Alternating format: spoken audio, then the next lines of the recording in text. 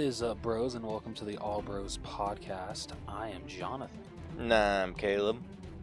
And we are actually joined by a special guest, the remaining champ still of being the unofficial third host. Yeah, exactly. That's literally what Vic's name should be, like, seriously. What I love is I didn't even mention any of that, and you guys just did that on your own. Thank you. For how much of an emphasis DJ has put on that, I feel we kind of have to when you're on. It's something we have to acknowledge now. Yeah, it's like an unofficial, obligatory, thing now. So. Exactly. So yeah, we're joined by Vic once again from Crash and Taz's movie Cellar. Welcome aboard, Vic. Thanks, guys. Thanks. But I mean, me and Caleb, we're two aspiring filmmakers that love to watch and critique movies, but also enjoy a lot of bit of the nerd life. This week on the podcast, when it comes to Funko Focus, honestly, both Caleb and I have some disappointments to talk about. It's really nothing like Bright. It's both disappointments. Yeah, we tried saying like anytime or like with Funko Focus, we were going to like limit it to ones that we really wanted to talk about. It's funny that the first week that we're doing this, we're talking about ones that we hated. Yep. So. And then, so Vic doesn't have any to talk about, but you know what? Understandable. There really wasn't that many heavy hitters that came out this week. And then with 4K Spotlight, got one coming to 4K for a movie that literally like dropped on streaming like a month ago, it seems. So that was damn fast. Yeah, no joke. And then with Through the Wall, we will be talking about two brand new trailers. One, actually, no, I'm not going to say anything. I'm just going to leave it at that. Just two brand new trailers. And then we don't have anything for What's in the Box just because it really wasn't like a huge week. Like nothing like huge headliners. So hopefully there is something next week. And then so after Through the Wall, we'll be moving on to our All Bros headliner of the evening, which will be suggested by Vic himself, Tenacious D in The Pick of Destiny. So yeah, we're changing it up a little bit from what we told you guys. We were going to review The Forever Purge, but Vic came to us with this amazing suggestion, and we just couldn't turn it down. So The Forever Purge will be next week. Looking at you, Caleb. Maybe at some point, We'll it's see. just going to keep getting pushed more and more and more. You know what? Maybe just like count on like September when it actually comes out on 4K. We'll see. Yeah, like we'll get to it eventually, but it's just going to keep getting pushed down the line. God, it sounds like the release of Black Widow. Dude, no joke. Oh shit. Dude, honestly, it felt like I swear I've heard you. Oh, sorry. Go. I swear I've heard you guys like say that the Forever Purge is gonna be, the next one for I don't know how long now. So it's at least been with the past couple. Yeah, I mean, Universal said that this was going to be the last Purge movie, and now they're like, oh no, I think we're gonna do a sixth one. I'm like, really? Nope. Just let it Not die. opposed to it, but I'm just saying, if you're saying it's gonna be the last one, make it the damn last one. Yeah, I mean, come on. But anyway, before we go into any more of a rant, what do you two say we get started? Let's do it. Let's do it.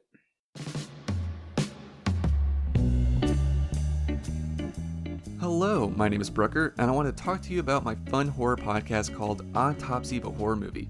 Each week, I will talk about a different horror movie through one or two ways. Either a kill grade episode, where I come up with a cool rubric to grade the kills in each movie. I'll talk about the style, the method, and how impactful it was on me. At the end of the episode, I'll rank all the kills and tell you which ones are my favorite and which ones I thought sucked. I do also like to get a little academic with the movies and do more of what I call a horror review. I will talk about what was good, what was bad, what types of psychological fears the movie plays off of, and what I thought was the scariest part of the movie, while also throwing in some interpretation and wacky theories for the movie. You can find my podcast anywhere you listen to podcasts, and new episodes come out on Tuesdays. Also, if you're a YouTube fan, these episodes are made available 48 hours early on my YouTube channel at Autopsy of a Horror Movie. Please be sure to follow me on Instagram and Twitter at BruckerHorror, or email me at bruckerhorror@gmail.com to let me know your thoughts and interpretations, or if you have a movie request you'd like for me to do. Please rate, review, and subscribe, and I hope you get to enjoy the show. All right, so first up with Funko Focus, Caleb. Is it okay if I go first? Because I feel yours is more disappointing, if I'm being honest here. Go ahead. Okay. Yours sucks the hardest. It does, though. It does. But anyway, so as we all know, the Suicide Squad is coming out.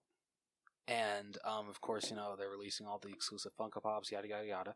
So the regular Captain Boomerang Pop has, you know, like his outfit from the new movie. You know, he's wearing his classic beanie, got his boomerangs, yada, yada, yada. The Walmart exclusive, the only difference is he just doesn't have a beanie. That is one of the stupidest excuses I think I've ever heard. Like, you could have just made that a chase. Easily. Or you could have just made it just a regular pop, you know. Be like, hey, here's one with him with his beanie, here's one with him without his beanie. Or you couldn't have just made it at all. Like, just keep it with his beanie. Just saying. But yeah, I don't know why this, like, pisses me off so much. Maybe it's just lazy. That's just how I feel. And also, I'm noticing something. Are they really that high when it comes to pop movie numbers? Because Captain Boomerang's number is 1,117. Holy shit. They've already Wow. hit the thousands? Yeah, that's a lot. God damn. But yeah, so that's really all I have to say. Pisses me off. It's a stupid exclusive. But if you guys haven't heard, from what I hear, Suicide Squad is amazing. Check out the tomato meter score. It's incredible. It was 100% for a while, but then it dropped down to like a 98%. But people are freaking raving about James Gunn's Suicide Squad. So moving on to Caleb's more disappointing Funko Focus. Yeah, this one freaking blows. So for those of you that don't know, the Marvel Collector Core box, they give you like a Collector Core exclusive figure, and the way that they've transitioned it now is you get 2 figures, an article of clothing, so typically a t-shirt, a pin, and a sticker. And typically at least one in the box is cool. Both of these are freaking lame. So if you don't want spoilers for the What If box, freaking screw you. It's not freaking worth it. So the first one that you get is the Collector. Mm. And then the second one is a post-apocalyptic Black Widow. And no, I shit you not. It is just like a black outfit with like, it looks like she might be wearing like a satchel of some kind, and she has her lightning batons. Besides that, nothing different than any other Black Widow figure. I mean, she is wearing a gray shirt. It's not a one piece. Is it a gray shirt? I can't even tell. I'm pretty sure that's great. Because, like, if you look at, like, the actual, like, the hell is, like, the picture on the front, you can clearly see skin below her elbow. So it's definitely just a regular shirt. Oh. This is... Okay, whatever. That makes it more dumb. Dude, like, what the hell? They could have done so many other cool figures with that.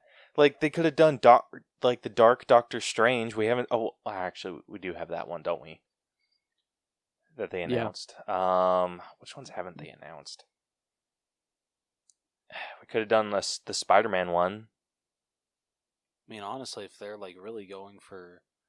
If they really wanted to go for shitty, and, like, it kind of hurts me saying this, just because I feel there wasn't really a lot they could do with it. Take the Hawkeye from when Thor... from the What If Hawkeye killed Thor. There you go. Just put Hawkeye and Black Widow in the box. Are they doing that? Yeah, because I thought no, I thought like they were doing like a zombie Hawkeye. Like, So, that again, would have been a really cool one. From what I hear, there's two. I guess there's going to be two storylines with Hawkeye. The one zombie Hawkeye, and then the big one for me is what if Hawkeye killed Thor in the first Thor? How the hell does that make sense? Well, because remember when Coulson is calls Barton up to like that whatever the hell he's hanging in, and he says don't take the shot yet. Thor he's immortal. He's not immortal. He's mortal. So he doesn't have, the strength of Thor anymore. So, yeah, Clint could have clearly just taken the shot and bam, there goes Thor. Headshot. Fair. But, I mean, Clint does have a conscience in the MCU, but I guess we're going to find out if he doesn't. Or when he doesn't.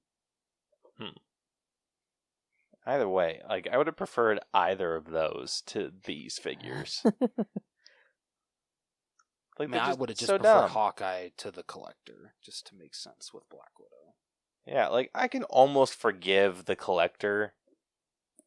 Like I said, usually there's one that's really cool, one that's not. Like, the last box was a Year of the Shield box, and they had a World War II Ultimate Captain America, which I have up on my shelf right now, and then they had a comic book Nomad. And I don't even know why that one's included in Year of the Shield. He doesn't even have a shield. But whatever.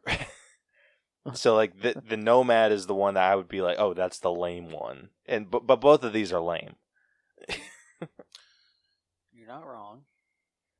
So I'm disappointed. Are you still subscribed? Yeah, they can't all be winners. Yeah. So I got the I got the notification today that the payment was processed, but I told Brielle to cancel it. Oh. Like, I don't care what. I'm going to be a little disappointed if the shirt's really cool. But yeah, no, I'm not about that. What would you do if the shirt was all 6 of the original Avengers but zombified? I would be super pissed off because that sounds really cool. Right? So do you want to take that chance? I'm just kidding. I'm such an asshole.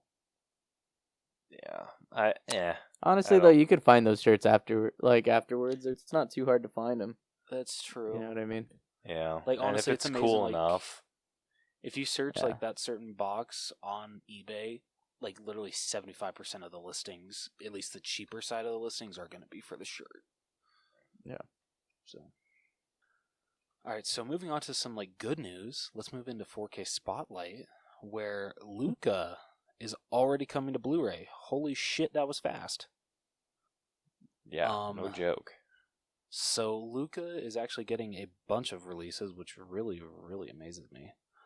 So it's getting a regular Blu-ray release, a regular 4K, as well as a Best Buy exclusive Steelbook, a Target exclusive Digibook, and then Walmart will be getting their own exclusive 4K cover.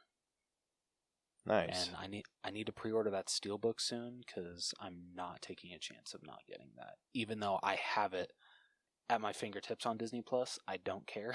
I have to own every Pixar movie on Steelbook. There is something different about like having a physical copy, or you know what I mean, like actually having that. It's different. It's different. It's nice. It's nice owning it. You know what I mean, especially once you have that collection going. Thank you, Vic. You get it. Don't encourage him. Hey, man, no, Caleb, I agree. Caleb, you should honestly, be whenever I me. listen to the show, whenever I listen to your guys' show, I honestly agree with Jonathan about physical media. I mean, there is something nicer to owning that stuff. You know, I agree with him. Saying, Caleb should be encouraging me, considering he gets all the movies for damn free. There you go, man. I'm just saying. That's tough to argue, but His addiction sure. is your.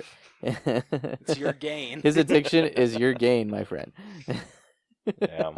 Dude, last time I checked on my Vudu, I'm like really close to like 300 movies. Dude, I also checked. I'm not saying Let me get up on that voodoo, my guy. Dude, do it. No offense, Caleb. I'm not saying I stalk your voodoo, but you're a little behind on codes. I know. I usually put Godzilla them. versus Kong yet? I know. I usually like I'll gather like a ton and then I'll just go and put them in all at once. All right, smart. Like a bundle. That's smart. That way it feels like you're getting more at one time. I get you. Yeah, well, because it's such a pain in the ass to log, because each studio has a different redemption process. So like if you do a Fox movie, it has like foxredeem.com, or if you're doing a like DreamWorks, they have like their own process. Like it's super easy with Disney and any of the studios Disney owns, because they all go through Movies Anywhere or Vudu. But with the other ones, it's such a pain. What? Doesn't Disney own Fox though? It does, but like older Fox movies, like they still have like the Gotcha. Fox Redeem or like a Paramount. Like they have special websites for that. You still claim it through Vudu, so it's so dumb because I have to go to like a Paramount movie redeem, and then I put in my code, and then it gives me a link to Vudu, and then it gives me a code for Vudu that I go and put into the Vudu app, and then it shows up on Movies Anywhere. So it's like a big ass. Too many hoops to jump through. Yeah, it's a lot of hoops to jump through. Okay. So that's why I collect a ton and then I do it all at once, because then I have to log into my Vudu account every time I go through that process. Dude, so literally it takes you like 30 minutes just to add 5 movies? Like, no joke. Dude, I'm sorry. That like, sucks. If it only does that with so if I have multiple Paramount movies, then all I have to do is log into my Vudu once. But if I have like a Vudu or a Paramount one, and then it's escaping me right now, but like just say another studio that doesn't use Movies Anywhere, like then I have to log into it from that app or that website, and then log into my Vudu from that website. And I've tried doing the like just save my password, but it never does. Dude, that sucks. I'm sorry. Yeah, it's fine. It's a free movie. Okay, now, okay, I mean, yeah, but still, the shit you have to go through, I take back all the shit I've given you. You have to go through as much. You have to go through more work than I do. Hell, most of the time I just purchase them online.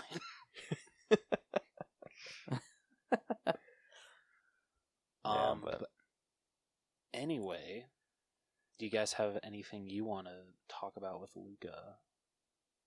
Have you seen Luca? Vic? I haven't. No. It's pretty good if you get a chance to watch. I was gonna say I did listen to your guys' episode on that one, and that's one that I'll probably end up checking out eventually.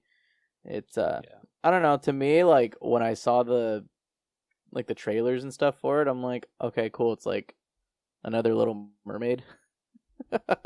But it honestly is. But yeah. So I was like, all right, it's basically to me it just felt like same story, just different characters. But I'll still check it out because it looks pretty good.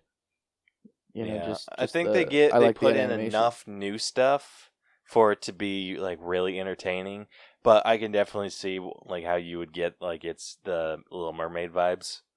Yeah, it definitely has that feel, but I think they throw in enough to make it like a standalone movie. Make it different, make it original. Yeah. Someone should just remake the poster to say the Little Merman. The Little Merman. Or hell, maybe someone's already done it. I mean, I wouldn't really put it past somebody. Yeah. All right, moving on to this week's sneak peeks. Through the Wall. Through the Wall, damn it. Sorry. This week's sneak peeks is dead, Rose. Sorry, I'm sorry. It's been dead for 7 months. Shut. It still hasn't been a year yet. I still got, at least 3 more months before you can really give me shit about it. That's arguable. And if I knew how to really count, I knew it would be more than 3 months. Wait, okay, Vic, did you know that this week's sneak peeks was dead?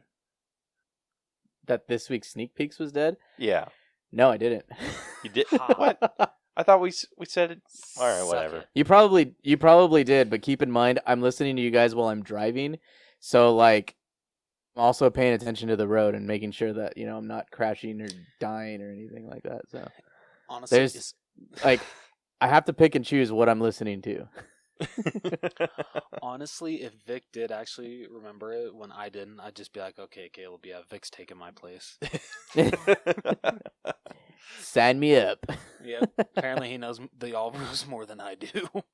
No. Like I said, I mean I know enough of the intros now, like for you guys, but once I start hearing you guys talking about like, the real meat and potatoes of whatever it is, like for each segment, then I start listening a little more. But it's like I said, I'm 9 out of 10 times. I mean, I'm driving while I'm listening to my podcast, so Insane. it's very rare. It's very rare that I'm listening to them like at home and actually listening. So Yeah, Fair we enough. Appreciate you listening, though.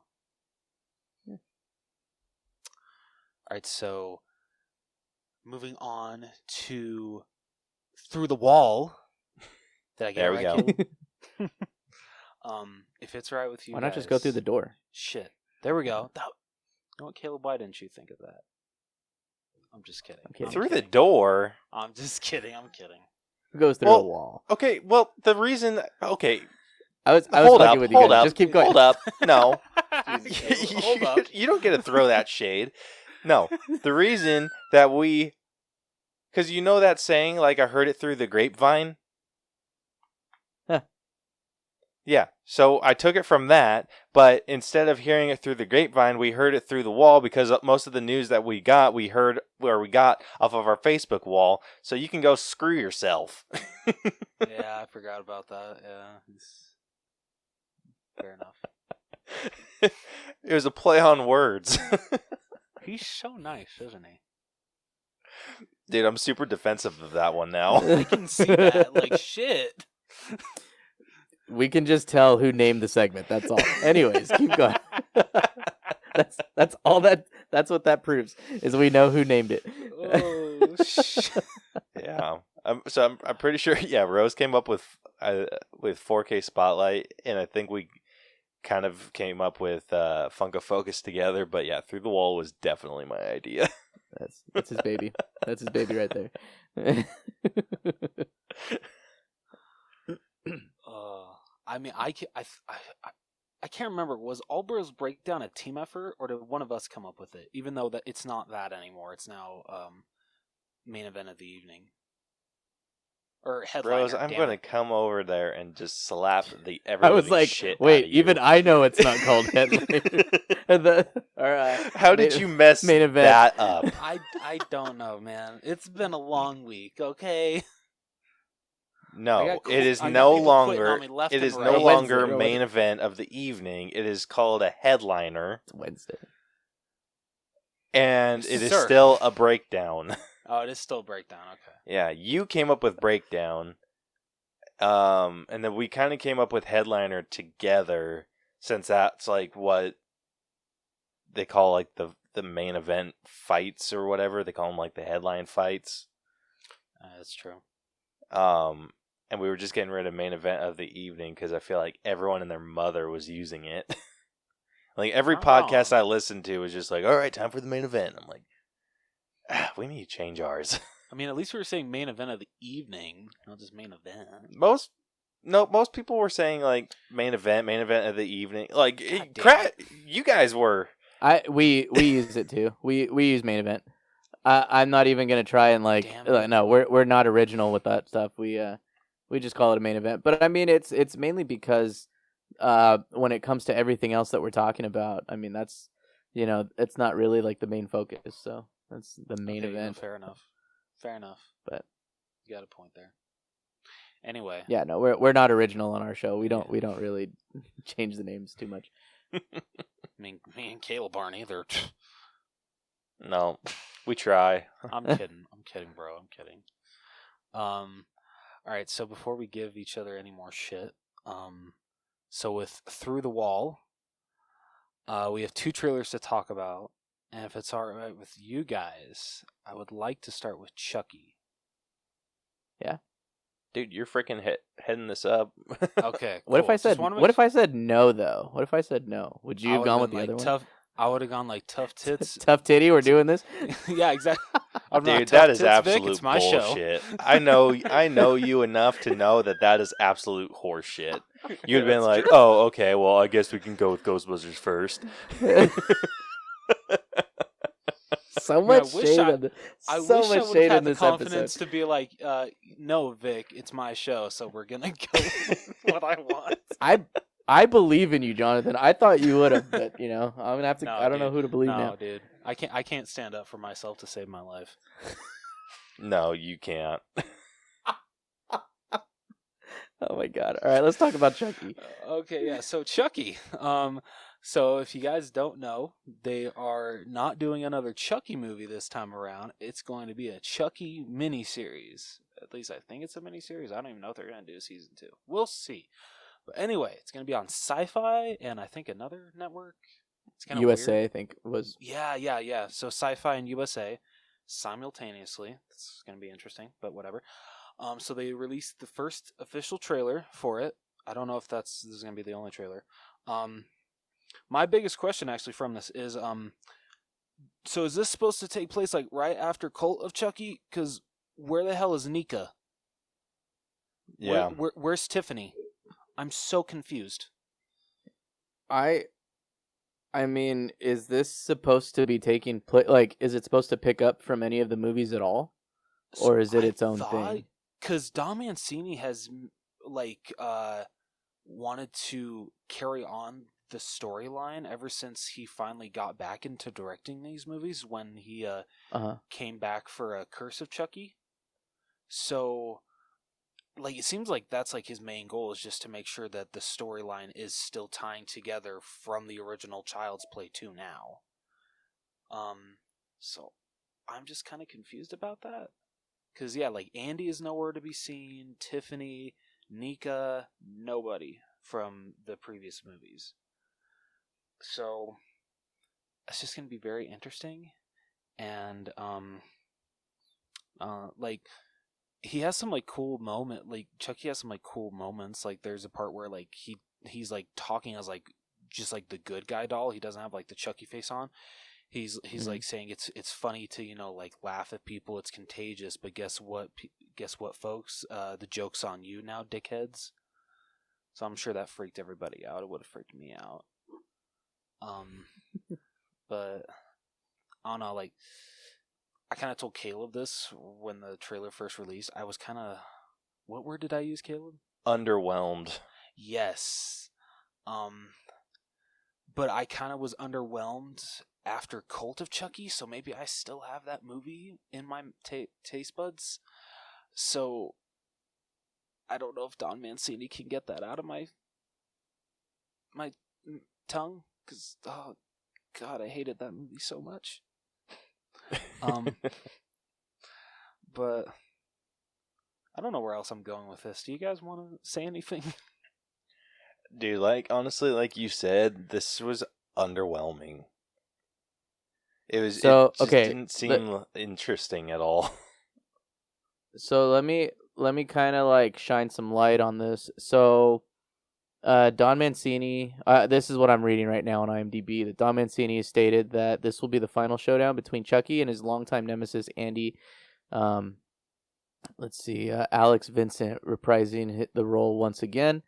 Everything from the past will come together. However, in 2021, he made a tweet that if the show is successful, there is a possibility for more films. Why is it that every director has to go back on when they say, oh, this is going to be the final confrontation, this is it, everything's going to come full circle, and then that's it? Well, you know what, actually, if it does well, maybe we'll keep going forward. Because money, man. Money makes the world go around. It's true. It's very true. That aggravates the shit out of me. It's just like, okay, if, like, do what the Stranger Things guys do. Like, they had a story for a certain amount of seasons, and they're like, once we get to that season, we're done. Have they said what season they're stopping at? I think they said they had a plan up through season 5. Shit. But they said it's all going to be dependent on season 4. They're like, listen, we could stop at season 4. We would like to go to season 5, but if the popularity of Stranger Things has like died out by season 4, we're going to finish. So they have a story. They have a story, but they're just like, it doesn't have to be told. So that just makes me concerned that season 5 might suck. Quentin Tarantino's a good example of that too. I mean, he he set up for however many movies he wanted to make. He made those, and I don't think he's anything after what's it called, the Hollywood one. And I'm trying to think of what the hell that's called. So he said 10 movies, and Once Upon a Time in Hollywood was number 9, so he has one more. Oh, so he's got one more. So there you go. So yeah, Honestly, I think a cool thing. Like, I don't know. I was saying it's interesting that you have like your goal set that I'm only going to make 10 movies in my lifetime, and I'm going to make sure that each one is made the way I want it to, comes out the way I want it to, is just exactly the way that I envisioned it. Well, I think like Caleb was kind of alluding to too, is that like, okay, with Stranger Things, you say like you have an idea, you have these thoughts for X amount of seasons or movies, whatever it's going to be. But then like, oh, this was really popular. This was supposed to be the end. Let's make some kind of surprise twist and see how much we can milk out of this. It's all about money. And then that's where you start to lose, in my opinion anyways, you start to lose the originality. The movies and the shows start to like really lose their authenticity, I guess. I feel like that's not the right word that I want to use, but it's just they lose their fire. It feels like when those producers start to do that, and they turn away from like the art and start leaning more towards the money, which is what it is. Yeah. Oh, dude, I couldn't agree more. Dude, that's why I really appreciate Quentin Tarantino, because like I honestly feel that once he does his 10th movie, he's done. But that doesn't mean that he's not going to like produce movies or like be a consultant, because like if you check written and directed by Quentin Tarantino, that's his last one. But I absolutely believe that he will like assist in other ways. Like he'll be a part of film in other ways. And he is going to drop every racial slur and cuss word that you could possibly imagine in that 10th film. That's basically going to be the premise of that movie, is how many vulgarities could one movie contain? No, like for real, like he's probably has a goal that like, okay, how far can I push it with being vulgar before I approach NC-17 territory? I'm still sticking with R, but how close can I get to NC-17? Yeah, no joke. Like, I think people are gonna walk out of his 10th movie and just be like, I feel really dirty right now. I gotta take a bath. I gotta shower. You come out smelling like white guilt.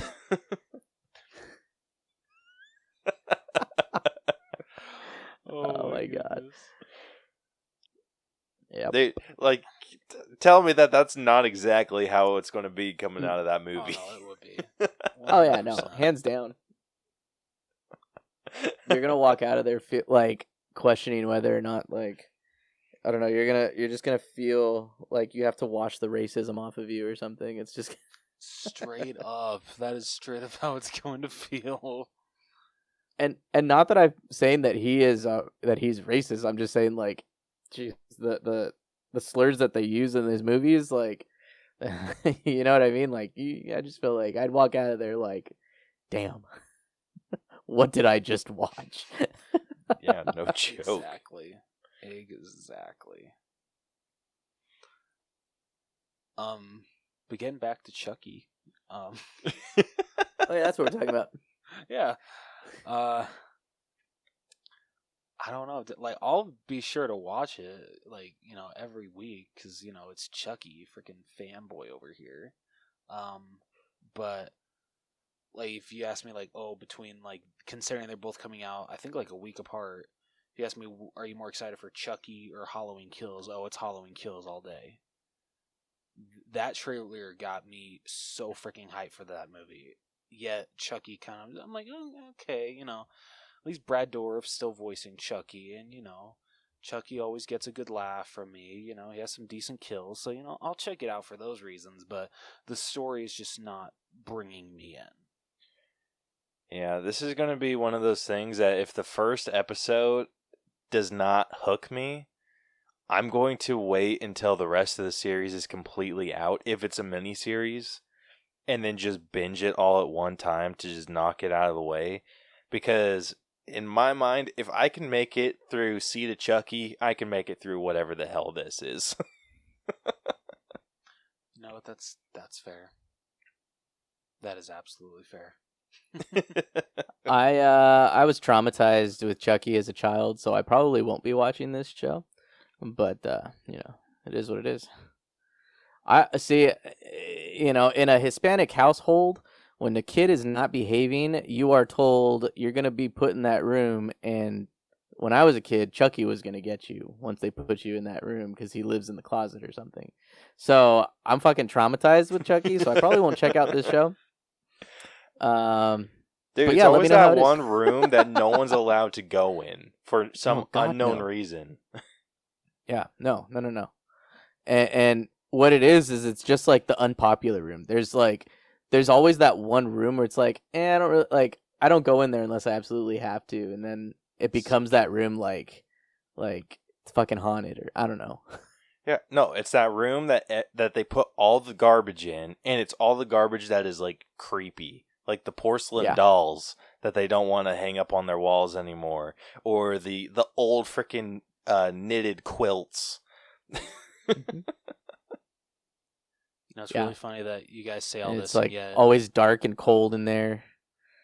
Mm-hmm. It's always dark and it's cold and it smells like a thrift store. Yeah, absolutely. I know exactly what you're talking about. How dark of a child was I that hearing you guys say that, and the fact that like I had a good guy Chucky doll on my Christmas list when I was 7. Like, how messed up of a child was I? But you probably weren't ever told directly that he was gonna get you specifically. Like, I was told as a child, like, you behave or you're gonna go in that room and Chucky's gonna come out of the closet because you're not being good. Like, that was my upbringing. Like, dude, that's how I got put in line. Oh, dude. I mean, I've seen at least the first. Yeah, I've seen the original Chucky, but I saw the reimagined one or the new one they made, 2019. I went and saw that one, but yeah, no, I'm good. Like, I don't really have to see any more than that. Dude, I was never I didn't know about Chucky until I was much older. But it was the thought, like the equivalent for me was whenever I was being put to bed, and I think it was whenever I was staying with my aunts or my grandma.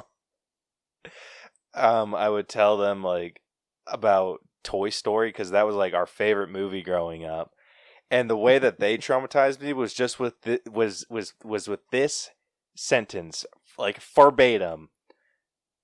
I told them, I'm like, I really hope that my toys come to life like they do in Toy Story.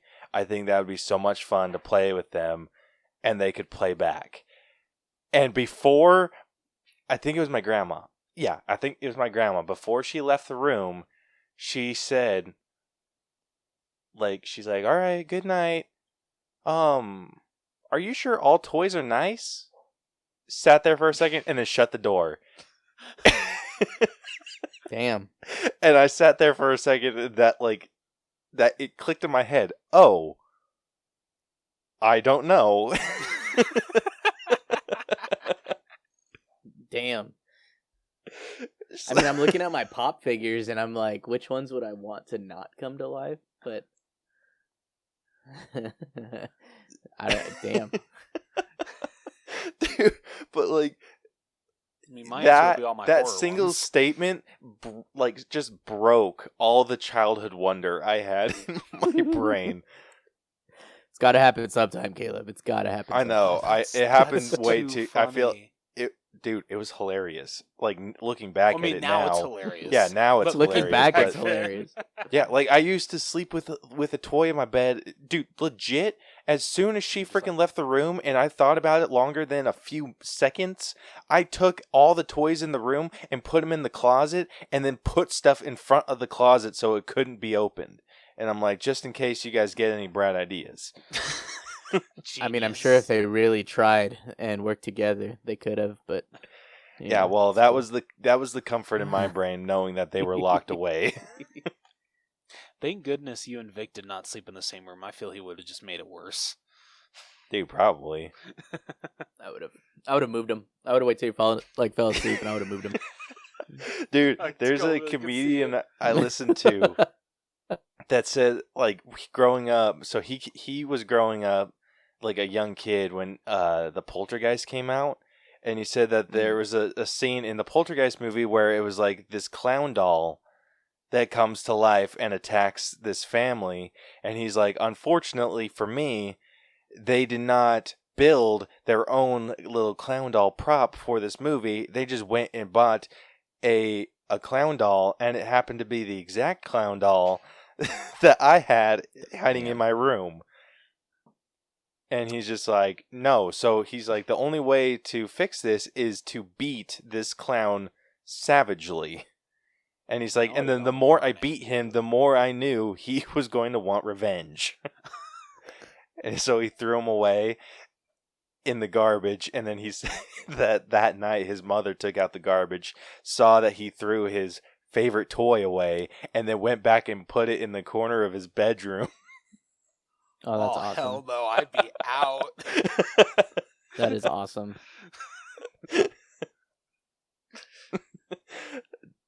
Oh my gosh. Dude, that's how fears are freaking born. Dude, like literally, I'd be running out the house. Lord, help me, Jesus. Dude, that's legit. That is how Bronson's fear of whales was born. Because of like shit that He's scared of whales? he is scared of whales. That's hilarious. And he was not scared of whales until a day or two before we went to SeaWorld. And the reason that he is afraid of whales is because me and Coy, we could not fall asleep for whatever reason. Bronson passed out. So we went and grabbed my cousin's giant killer whale doll, like stuffed animal.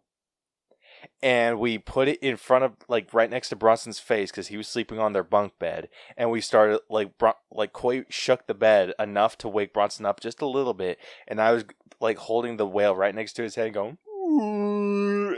Bronson woke up and flipped. Jeez. And ever since then, That's he's been afraid of whales.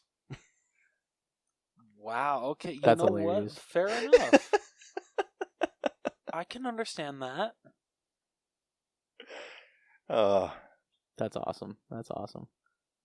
That is my shining moment as an adult. Actually, I don't know if I think I was like, I want to say 17 when I did that. Wow. I was older. I was older when we went to SeaWorld. Well, I don't know how old I was, but whatever age I was at, we did that to scare the shit out of Bronson.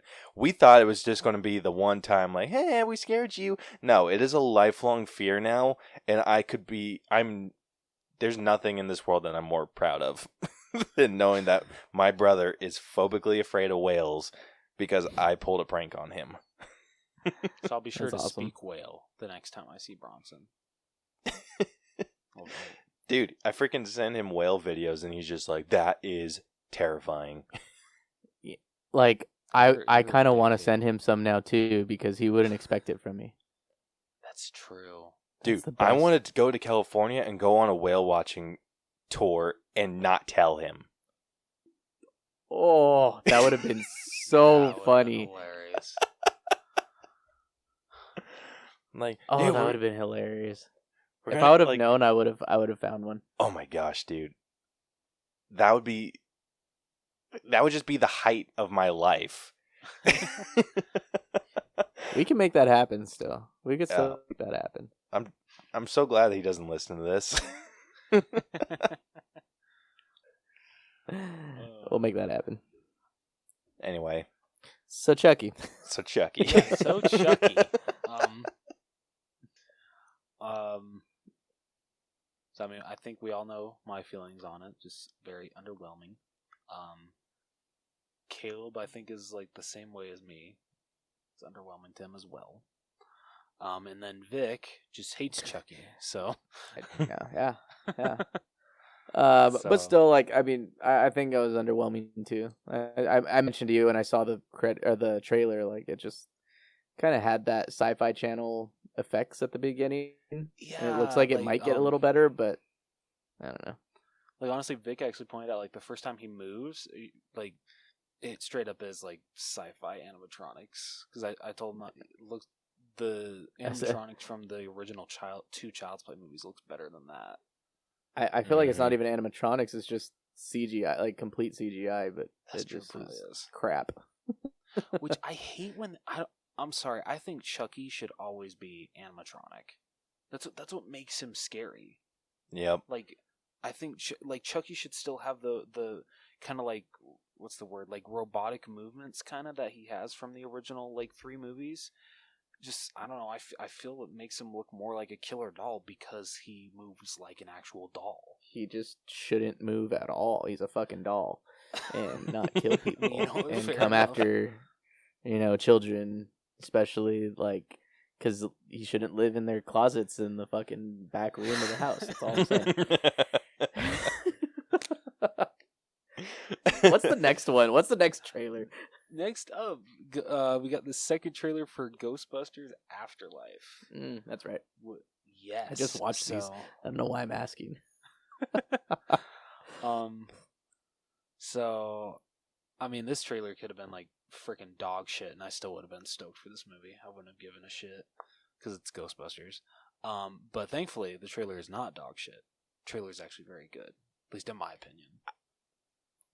I just wonder why didn't they like start off with this instead of like making the, I mean, I get it. Let's make everybody feel equal and stuff, but So basically, just the people at Sony who took over for a certain amount of time, they're just like, oh, you know what? We want Ghostbusters 3 to be a reboot, not a continuation of the first 2. So you know what? Let's hire Paul Feig. Let's bring in 4 female Ghostbusters, and we'll have $1 billion picture on our hands. Yeah, that didn't happen. Absolutely freaking not. So, honestly, the direction that Jason Reitman, who is the son of Ivan Reitman, is going with this movie, I absolutely love it. The way that, I forget the mom's name, but how she, his Egon's daughter, moves to this this kind of, not rundown town, but like this out in nowhere town, because that's where Egon's old house is. Her kids discover all this old Ghostbusters equipment, including Ecto-1. I don't know, this movie just looks really fun, and I love the way that they're bringing Ghostbusters back in this way. It does have some, like, Stranger Things vibes, but I'm okay with that. Like, I'm honestly not opposed to that. And the fact that even though Ghostbusters 2016 brought back the original cast, at least in this one, they're actually playing their damn characters. Yeah. Because, I don't know if you guys know, but Hasbro actually spoiled what happens in this movie.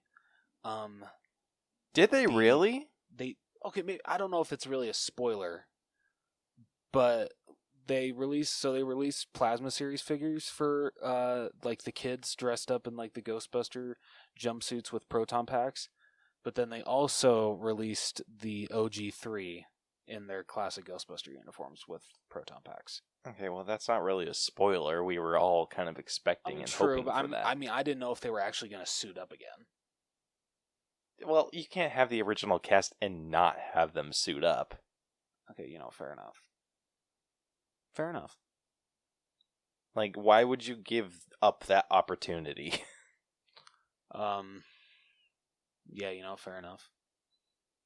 It's just so sad we can't say the OG4. Rest in peace, Harold Ramis. Yeah. It's not going to be the same, but I think we'll have enough of a feel, like a nostalgia hit from them. Oh, yeah. And I'm willing to bet that they give a pretty decent tribute to him. Yeah, instead of just a freaking bust, like in Ghostbusters 2016. Yeah.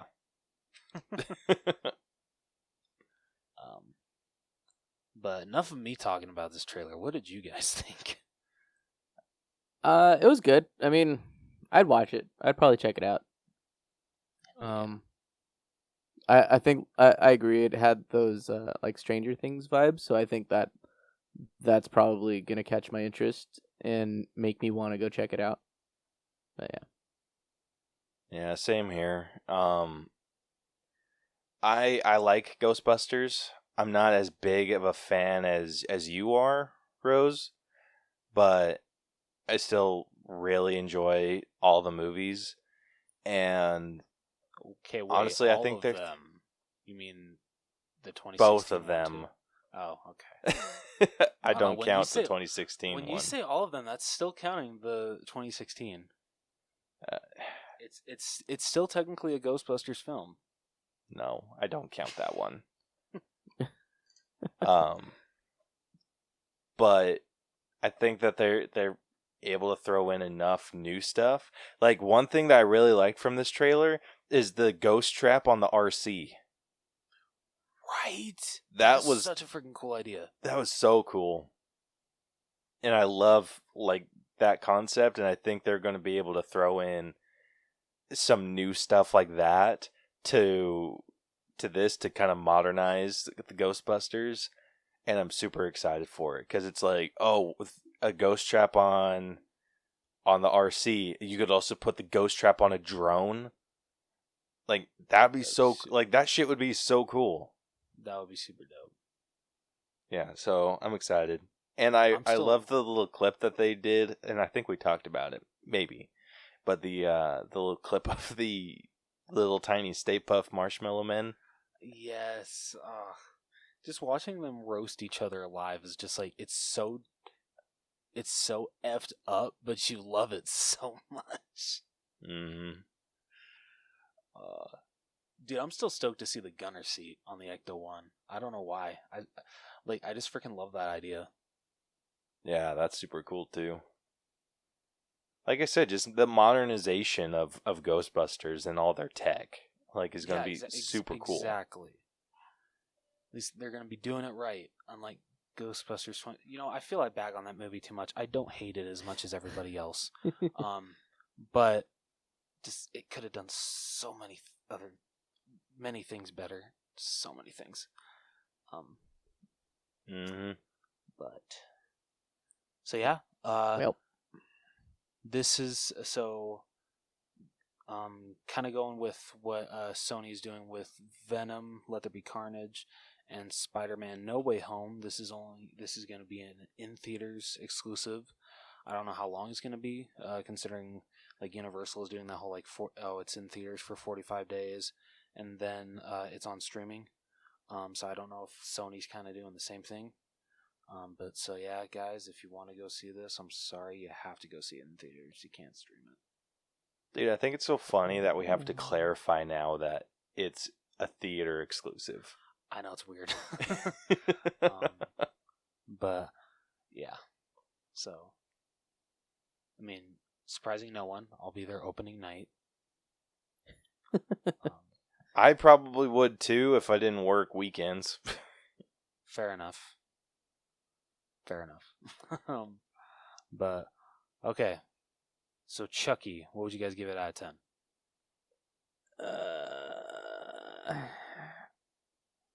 Like a 4 or 5. Okay. Honestly, that's around Yeah. where I'm at too. I actually lost interest in the show because of this. Damn. I'm probably at like a 6, just because it's still Chucky. And I have a slight glimmer of hope that it will hopefully be good. We'll see. I There's hope nothing it wrong with does. that, though. I hope it does. But based off of this trailer, it dropped. No, that's absolutely fair. Understandable. All right, Ghostbusters Afterlife. I'm at about an 8. Hell yeah. That's about where I'm at too. Maybe Yeah. a softer 8, Okay. Yeah. but I'm- yeah. No shocker here. 10 out of 10. Can't wait. Like after this trailer, I don't like it's freaking tight again. I don't know which one I'm more excited for, Halloween Kills or Ghostbusters Afterlife. The fact that like freaking that last scene where the kids actually call the number that shows in the original like Ghostbusters commercial, and it's freaking Ray, and he still owns his Ray's Occult store, and he just says we're closed, and just hangs up. I'm like, oh my gosh. So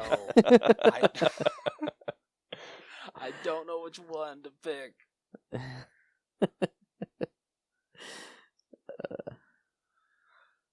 But anyway, That's moving too funny. on. What do you guys say we get into our All Bros headliner? Hell yeah. Let's do it.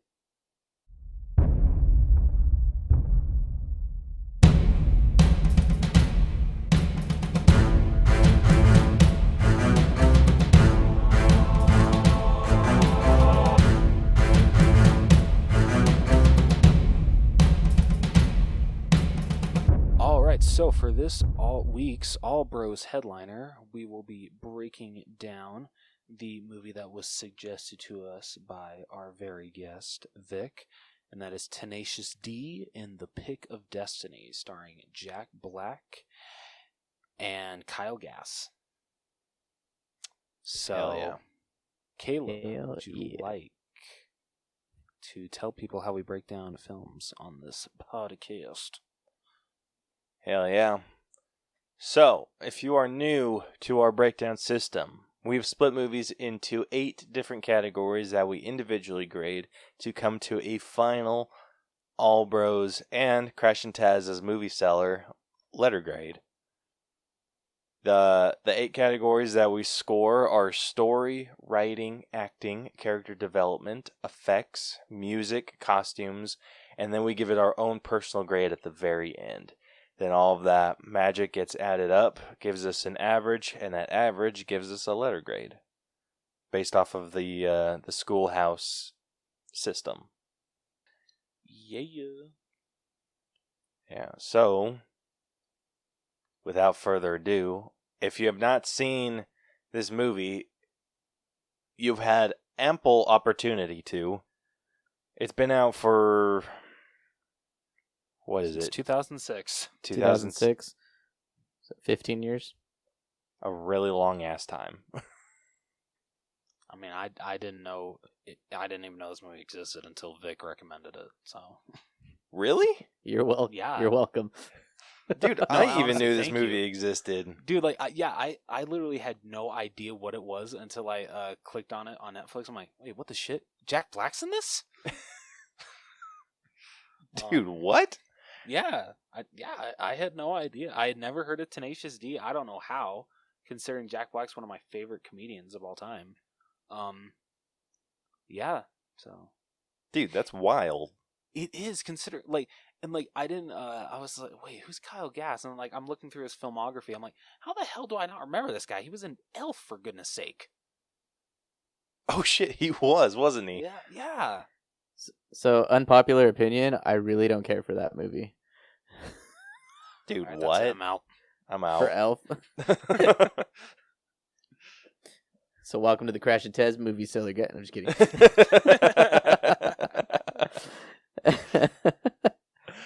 Yeah. So I knew about Tenacious D. Funny enough, I knew about Tenacious D from my mom. Because she told... Okay, that surprises me. Dude, right? that- That surprises me. Yeah. The shit.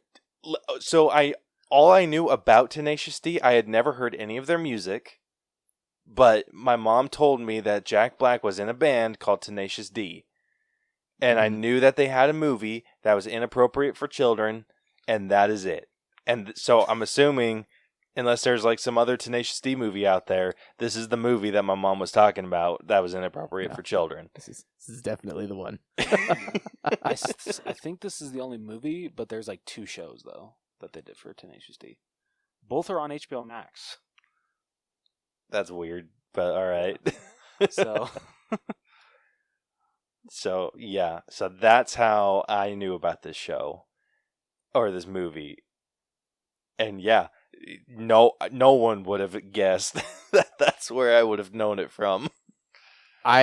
If you would have told me to like guess where you heard about this movie from, I never would have guessed your mom.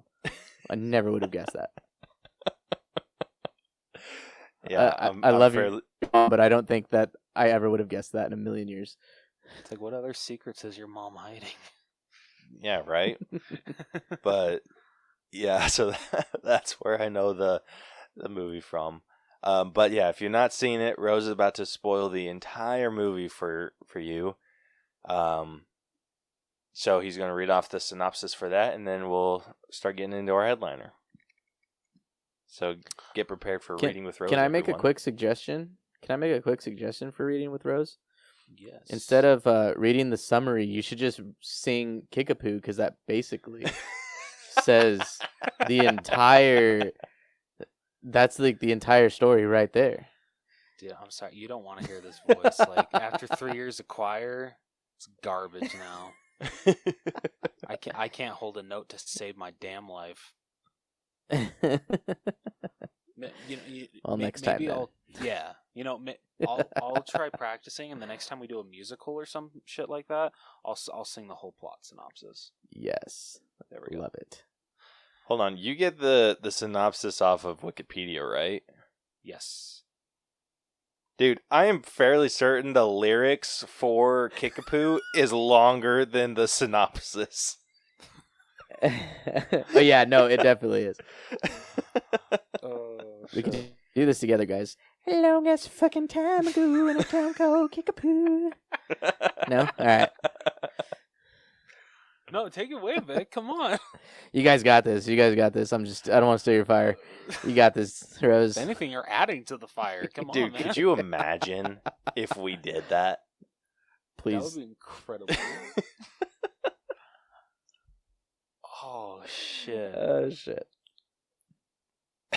Caleb, if you Anyway. ask me to like sing every plot for any musical we do, I deserve a freaking raise. That's fair. Okay, good. Wait, that implies you get paid. You guys get paid? I didn't know this was a paying job. Maybe I do want to Yeah, be you- on the All Bros. It pays and laughs. Yeah. All right. There we go. I'll reconsider. I'm gonna, just take this back home.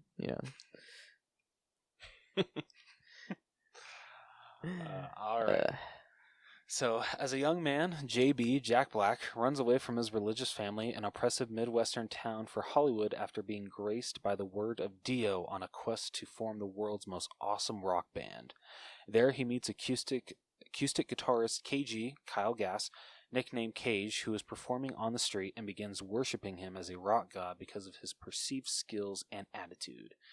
JB attempts to ask KG to teach him rock and roll lessons, only to be refused. Later in the night, a crestfallen JB mopes on a park bench seconds before being beaten up. KG takes pity on JB and agrees to teach him. I know it's California and you see some weird shit. But what the hell was up with those masks that those guys were wearing when they beat up JB? Dude, it's the mask. I don't it's know the what fake happened. British accents for me. Okay, fair enough. Yeah, I've never seen that. I've lived in California, Southern California, my whole life, and I've never seen that. So I don't know what the hell that was.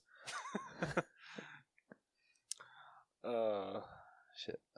KG feeds JB's fantasy by pretending to be famous with a self-named band, the Kyle Gass Project, and exploits him to do work such as cleaning his apartment and buying him weed under the promise that JB can audition for his fictitious band.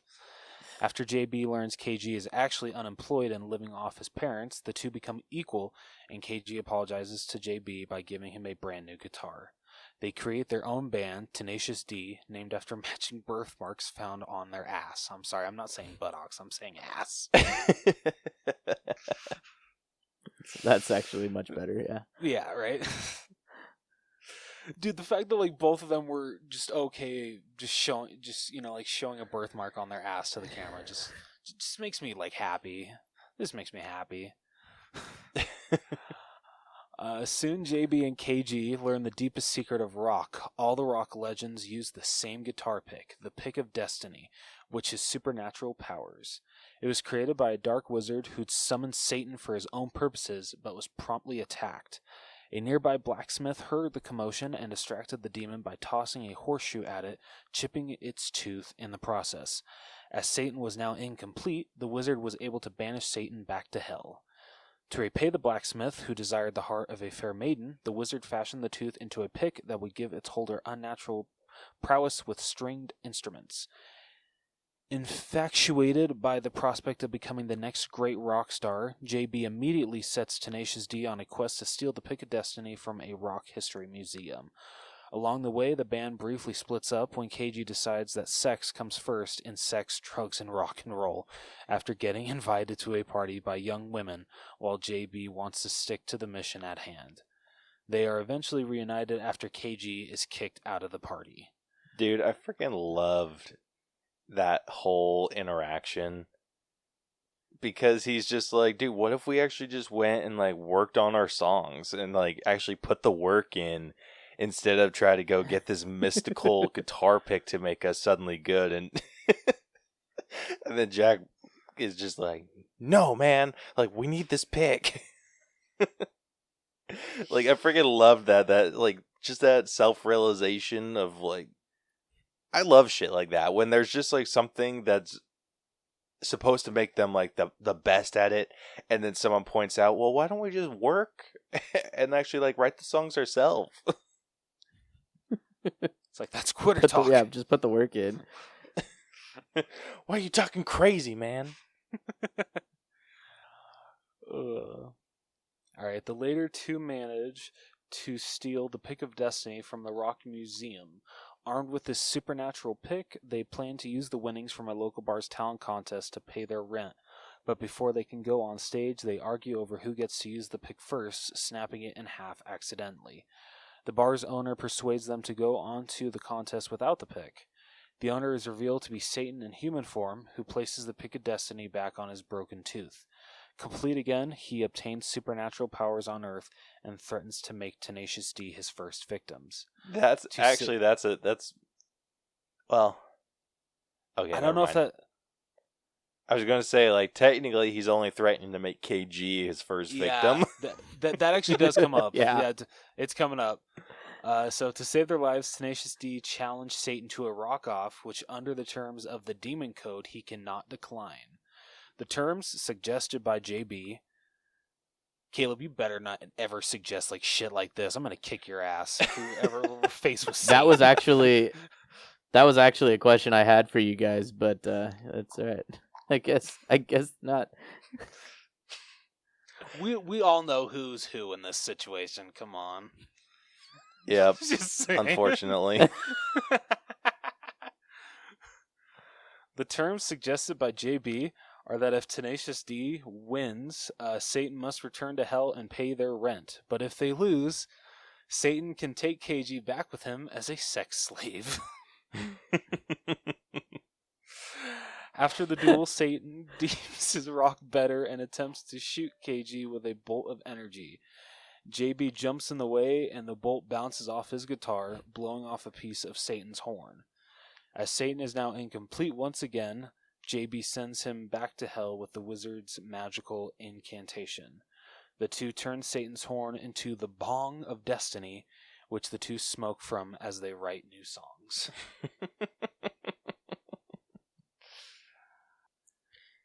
I'd hit that. That, ladies and gentlemen, I would too.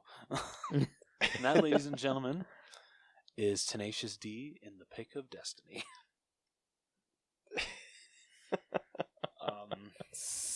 such a fun movie to watch. Yeah. It is so hard to argue with that. It is a fun movie. I love. I don't know. This is just me. I'm a sucker for like buddy movies. That it's just like two guys that are really good buddies. Like they maybe go through some trials, but like they remain friends at the end. Just I eat that shit up. I love it. So I always find something that I loved in these kind of movies. Yeah. Yeah, these are. This is definitely one of those, and it's.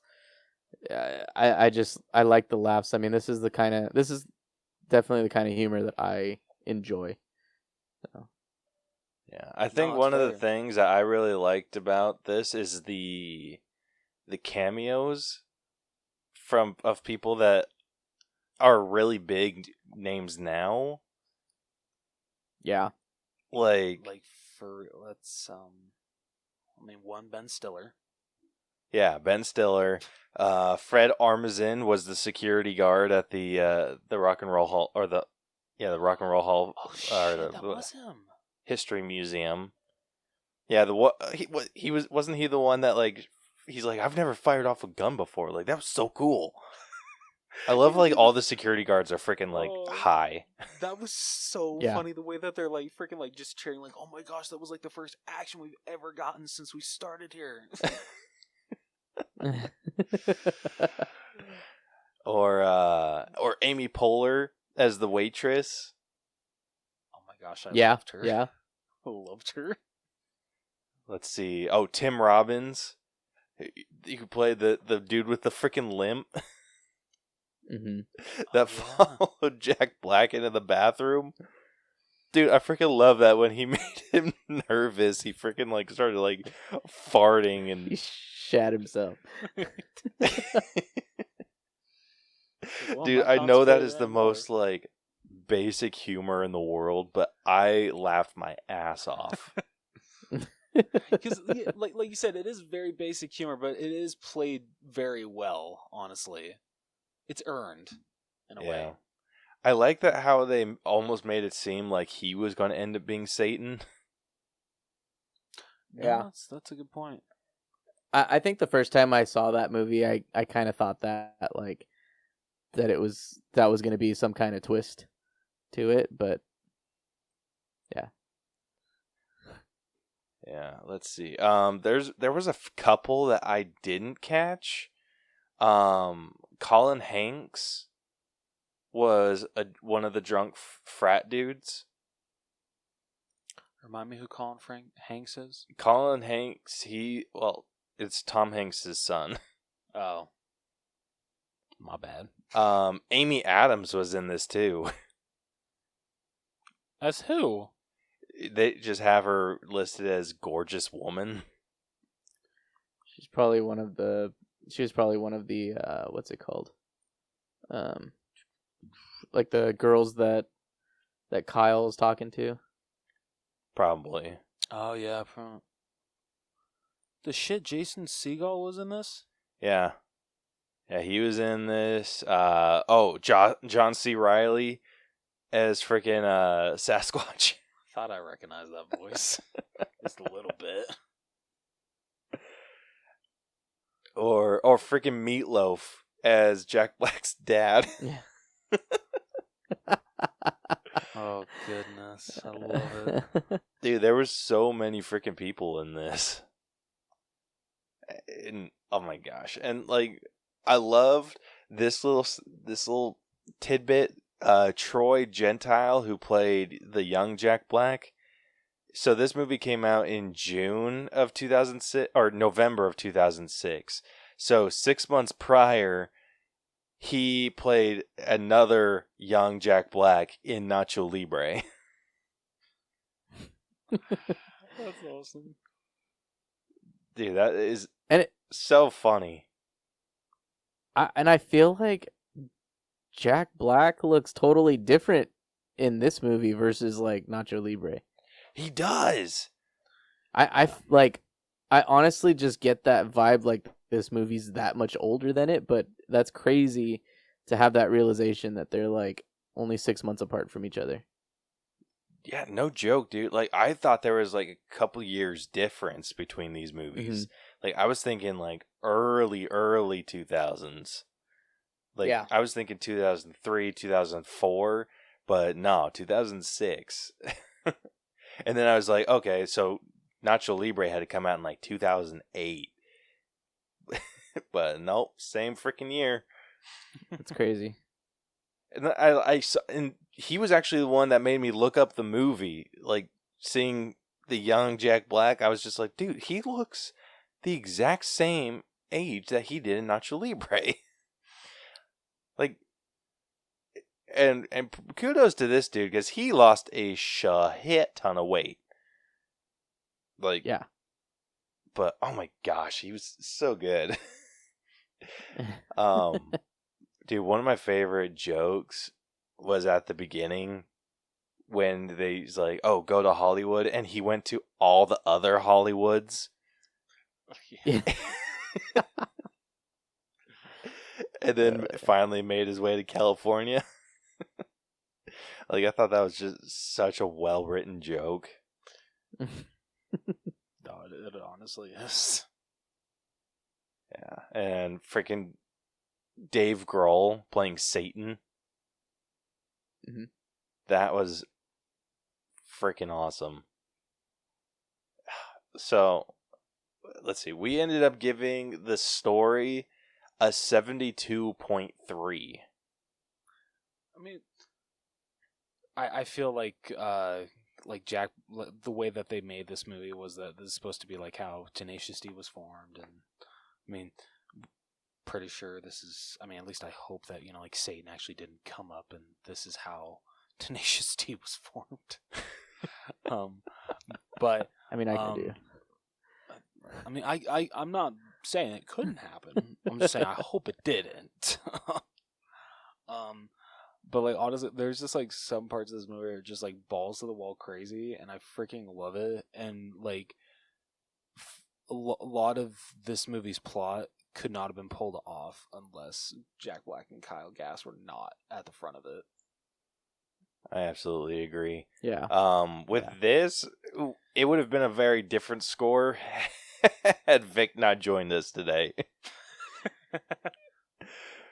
So you ended up giving it a 90. Damn right. Which is damn right. Insane. So had you not joined us today, this would be at a 63.5. But it's sitting at a 72 because you gave it. I'm glad that I could help bring justice to the world in this small way. Dude, that's insane because we haven't given a story grade a 90 since Soul. Holy shit! It's been that long. Oh nope, I lied. Sorry. Black Widow got a 90. Oh, okay. Sorry, I wasn't.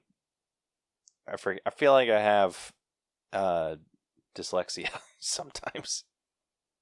So never mind. It hasn't been that long since we've given a story a 90. But so I was actually the lowest. I ended up giving it a 62. I mean, like, I can understand, like, the story is definitely out there, but I don't know. Well, it's not necessarily the out there-ness of the story. It was just how choppy it was. Like, I feel like they jumped a lot throughout this, and like the transitions throughout the story were just very jump cutty. No, that's fair. I can understand that. I think that though is like intentional for it, I mean, this is one of those movies you definitely get high and you watch. And you wind up like, I don't know, it winds up being that much more funny. It's like Super Troopers, which is, freaking hilarious. But that movie, like, it's funny on its own, but like get high or get drunk or whatever, I would say get high. And that movie is just 10 times funnier. with that. And it's just because, like, I don't know, I think that's that choppiness that you're talking about. I think that is what it's intended for too, So, I don't know. That's just a thought, but No, that's a very good thought. Yeah, I can definitely see that. I've never watched anything high. Neither have I, but I kind of want to experience at least once. I do too. That's what I would want to do. I would want to get high and watch movies like this.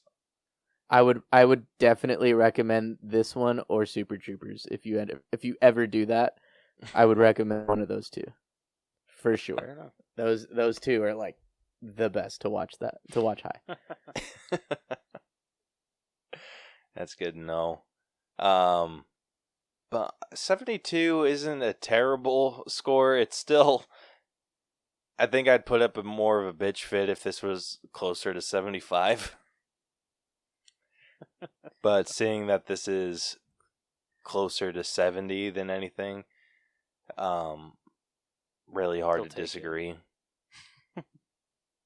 Like it does have its moments. For me personally, the issues was the flow.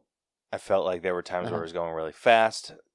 Occasionally there were times where it would just kind of stick on one thing a little too long.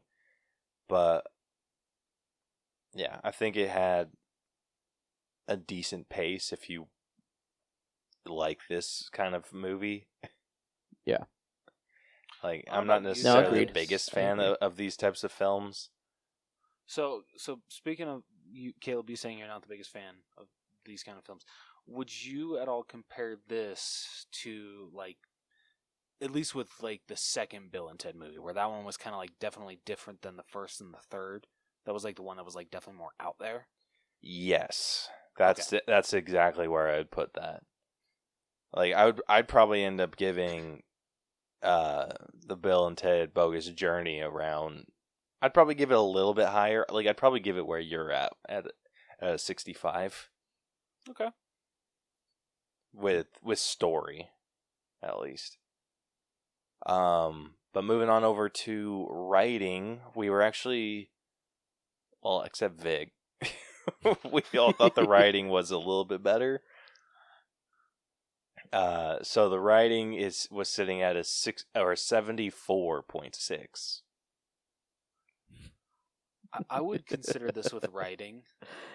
I never thought, just because I'm so used to Jack Black doing like family movies, or at least like PG-13 movies. I think it's the first rated R movie I've ever seen Jack Black in. I don't think I've ever heard, and I want to think that I swear I saw that they actually set out to set the record for most F words used in an R-rated movie, and I think they got pretty damn close to beating it. But I've just never heard Jack Black say the F word so many freaking times. Yeah, I don't think I've shit. ever heard that either.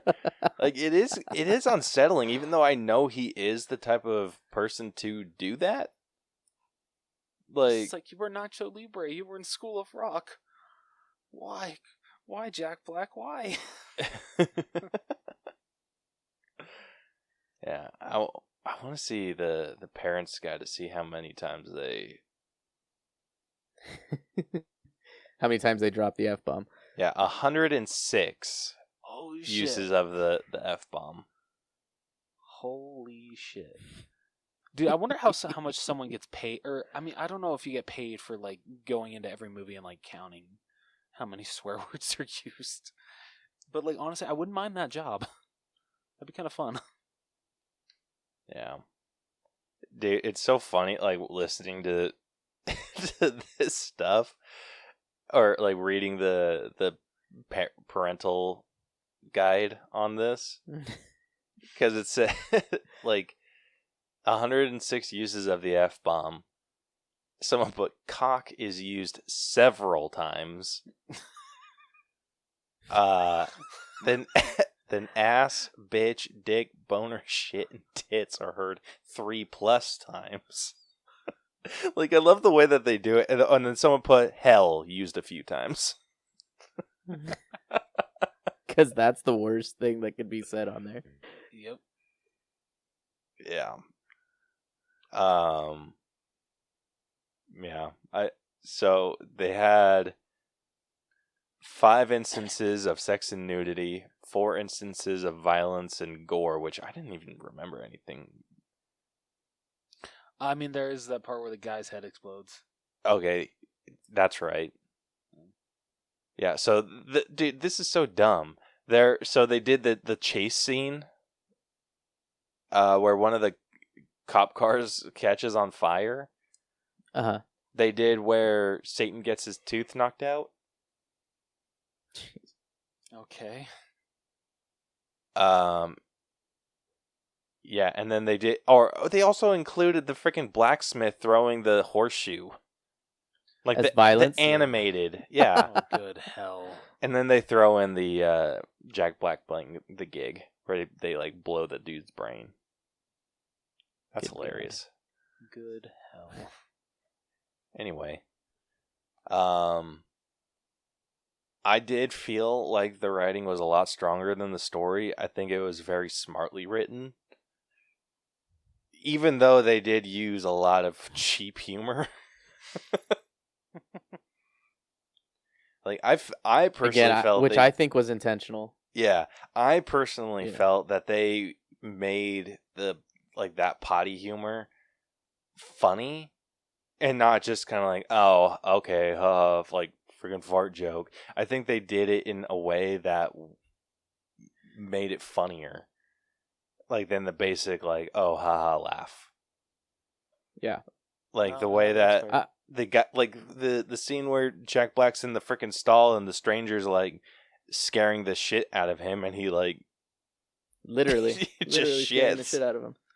Yeah. I thought that was hilarious how they did that. Because I don't know about. Be honest with me, like, and I'll be honest.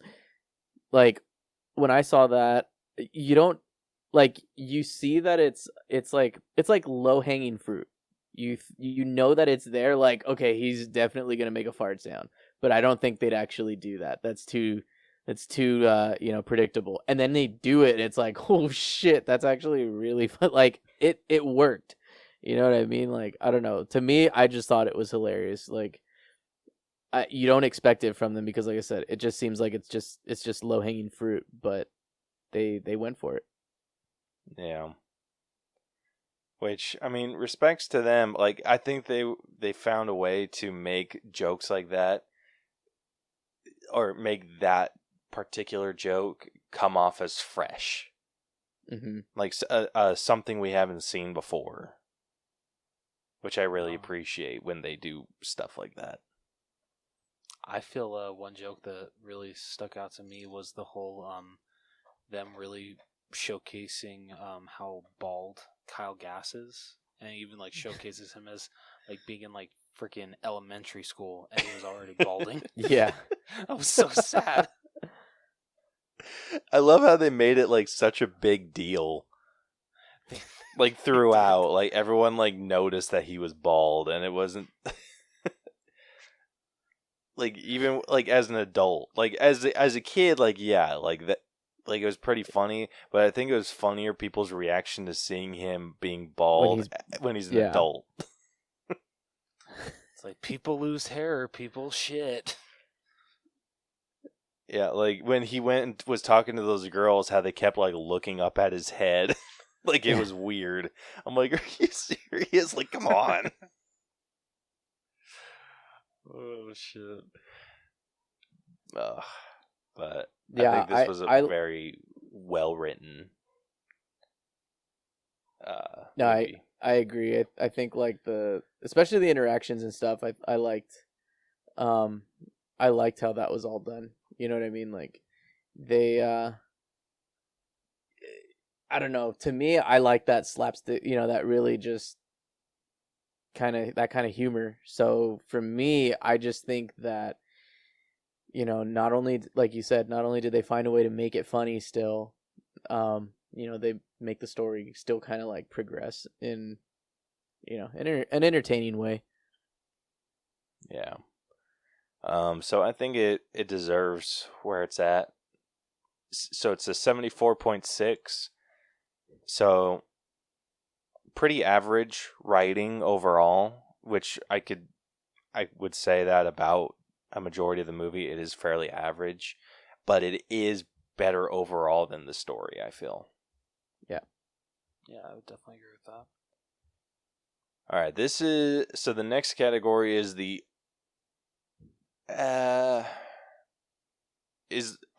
one's the only one that we seem to agree on.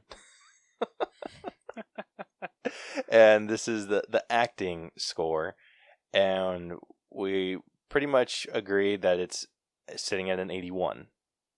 Like, there was only a 2-point difference. Like, Rose gave the lowest, but he was at an 80. I was at an 81, and then Vic went above me at an 82. Oh, that's funny. Yeah, so averaged out at an 81. So the cast of this movie, I think the only two that I ended up grading were Jack Black and Kyle Gass. Same here. Yeah. Who played JB and KG.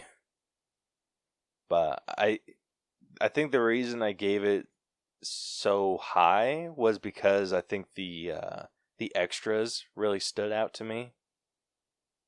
I don't know about you guys, but I think all the extras stood out. Yeah.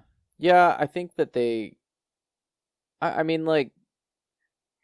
I don't know, you get those surprise roles that come in here, like you said, like when you're watching this for the first time and you're not expecting to see like Ben Stiller or, you know what I mean? So I think, you know, even them, like they keep that comedy going. You know, they kind of keep that still that like that vibe that I think that they try to keep throughout the movie. Yeah. So I mean, dude, it took me a while to realize that was Ben Stiller. Really? Yeah. Like they were I didn't like I will fully admit I did not realize it was Ben Stiller until they were in the closet talking about the pick. Oh, that's funny. Oh, so like literally after he took his glasses off, that's what was Yeah, and like dude, it was like that moment. Like it's shit like that makes me feel like Superman's disguise is completely viable. Like obviously, like drawn in the cartoon, I'm like, no one would fall for that shit. But then I see shit like that, and I'm like, oh shit, that's Ben Stiller. Yeah. I guess. That's fair. But I think all the extras did really well in the roles that they were given.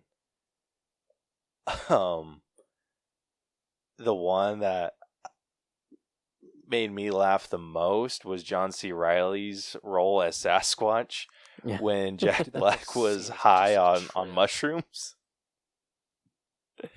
And I loved how like they showed us what was actually happening in the real world. Like when he thinks he's tubing down this river and he's like in freaking rapids. Yeah. Or he thinks he's flying, but he's like somehow climbed up the tree and he's just like on one of the branches. Yeah. That whole sequence was hilarious. But yeah, it was hard for me to pick who is better between Jack Black and Kyle Gass. But I think I ended up ultimately giving top spot to Jack Black. Mm-hmm. That's fair. Any of you give Kyle the top mark? I actually did. You did? Did you really? Yeah. Okay. I don't know. Like so, like this is like the first movie I've seen Kyle Gass being able to like be like a like kind of a scene stealer and like be like one of the main stars. Yeah. And I loved it so much because this guy really knows how to deliver with comedy. So like he's just a smudge above Jack Black for me. It's very close margin wise. I think it's super I still... Go ahead. No, you go. I was going to say I still gave it to Jack Black for the top spot, but again, I'm with Rose. I think it's like the margins are close because excuse me, like I think this is definitely like his kind of humor. Like this is the kind of stuff where his talents shine in this type of film. So I think that's why, like, you know, it just it's such a hard one to, you know, it's such a hard one to really like give up, you know, that top spot to him. No, honestly, I had like with trying to decide who was better, I had just a harder time with these two, as I do deciding who's better in Dumb and Dumber with Jim Carrey and Jeff Daniels, or even Bill and Ted with Keanu Reeves and Alex Winter. All three of them, they're amazing duos, and it is hard to pick which of the two is your favorite. Yeah. Yeah. I think what Agreed. what most people do is they would overlook Kyle Gass because Jack Black gives such a big performance, and they don't focus too much on the subtleties of Kyle Gass's. So I think that Jack Black's big, like, look at me performance just kind of outshines Kyle's in some way. Yeah. So it almost makes it so you could overlook him, but I can definitely agree that it was honestly a coin flip for me, and it's just, I think I just love Jack Black so much, that's why I ended up giving him top, but it was very close margins. No, it's fair. It's fair. So yeah, acting is sitting at an 81.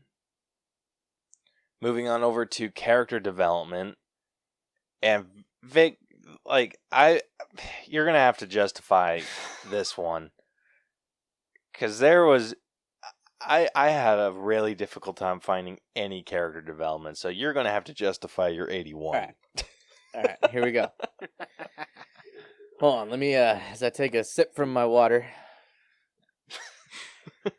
All right, so you got Jack Black, who, and this is who I'm mostly giving or like rating that character development on, is Jack Black's character. That's who I tried doing too. Same here. And that's fine. Okay, so you know, he starts off as a kid. You know, he wants to just rock out. He wants to be a, you know, rock star. From there, you know, you see him, and he's kind of like this, like when he meets Kyle, he's kind of like not sure about himself. Like, he sees him and he's like, holy shit, dude, like, you're a freaking genius. Like, teach me. I know not, like, I mean, yeah, like, I think he was very short from, like, just, I don't know, spit shining in the guy's shoes. You know, that's how high of a pedestal he kind of put Kyle on. And then when he finds out, like, you know, that he's just, you know, being taken advantage of, then it's like, one, you see this confidence boost in him. Like, then he's like, you know, I don't know, he just like has this confidence, like, he's gonna make it. They're gonna do this. They're gonna rock out at the open mic. And then from there, especially when they have their little fight, and he's like, well, I'm doing this on my own. And then they're kind of like just really selfish about it too. Like, once they get the pick, and he's like, yeah, no, I think I'm going to do this first, and then you go ahead and have this.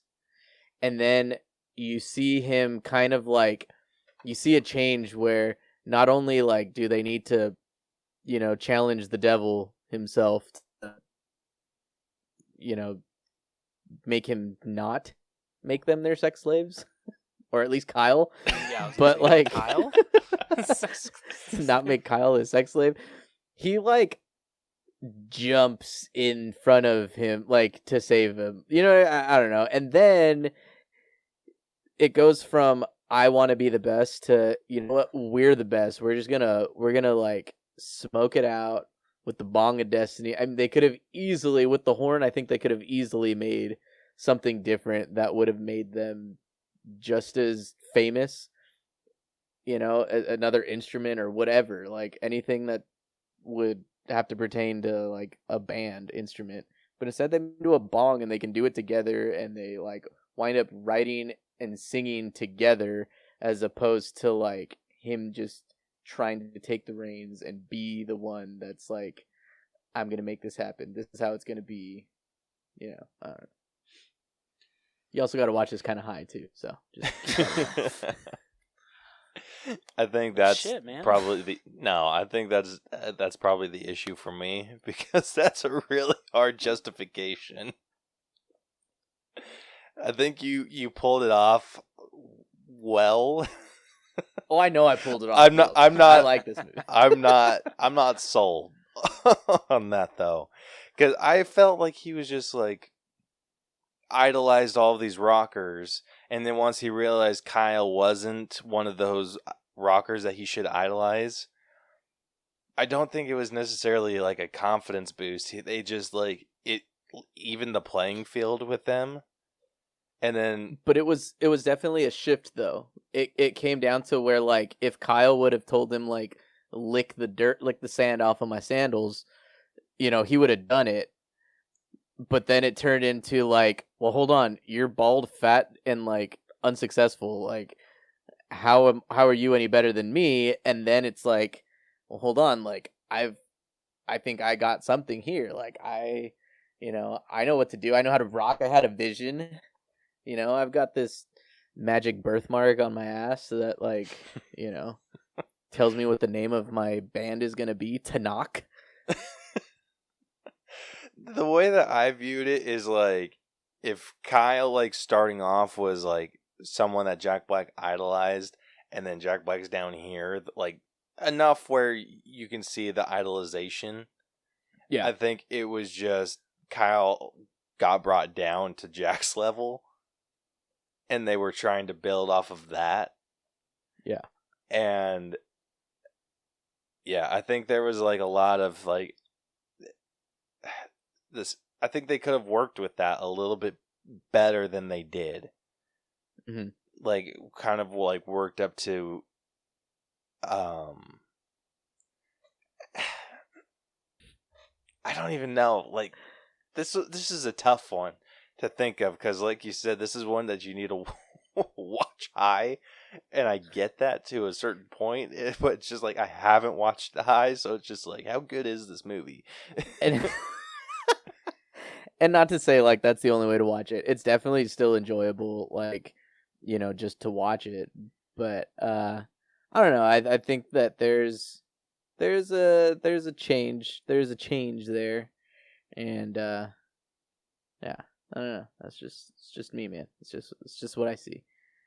Yeah, it's almost like I would have liked to see them play with the doing the work, Mm-hmm. and then maybe, I don't know, like had them do the work a little bit, and then when they're like doing the work and it's just like not working for them, and then have them be like, okay, freaking screw this shit, like let's go get the pick of destiny, and then like go. I don't know.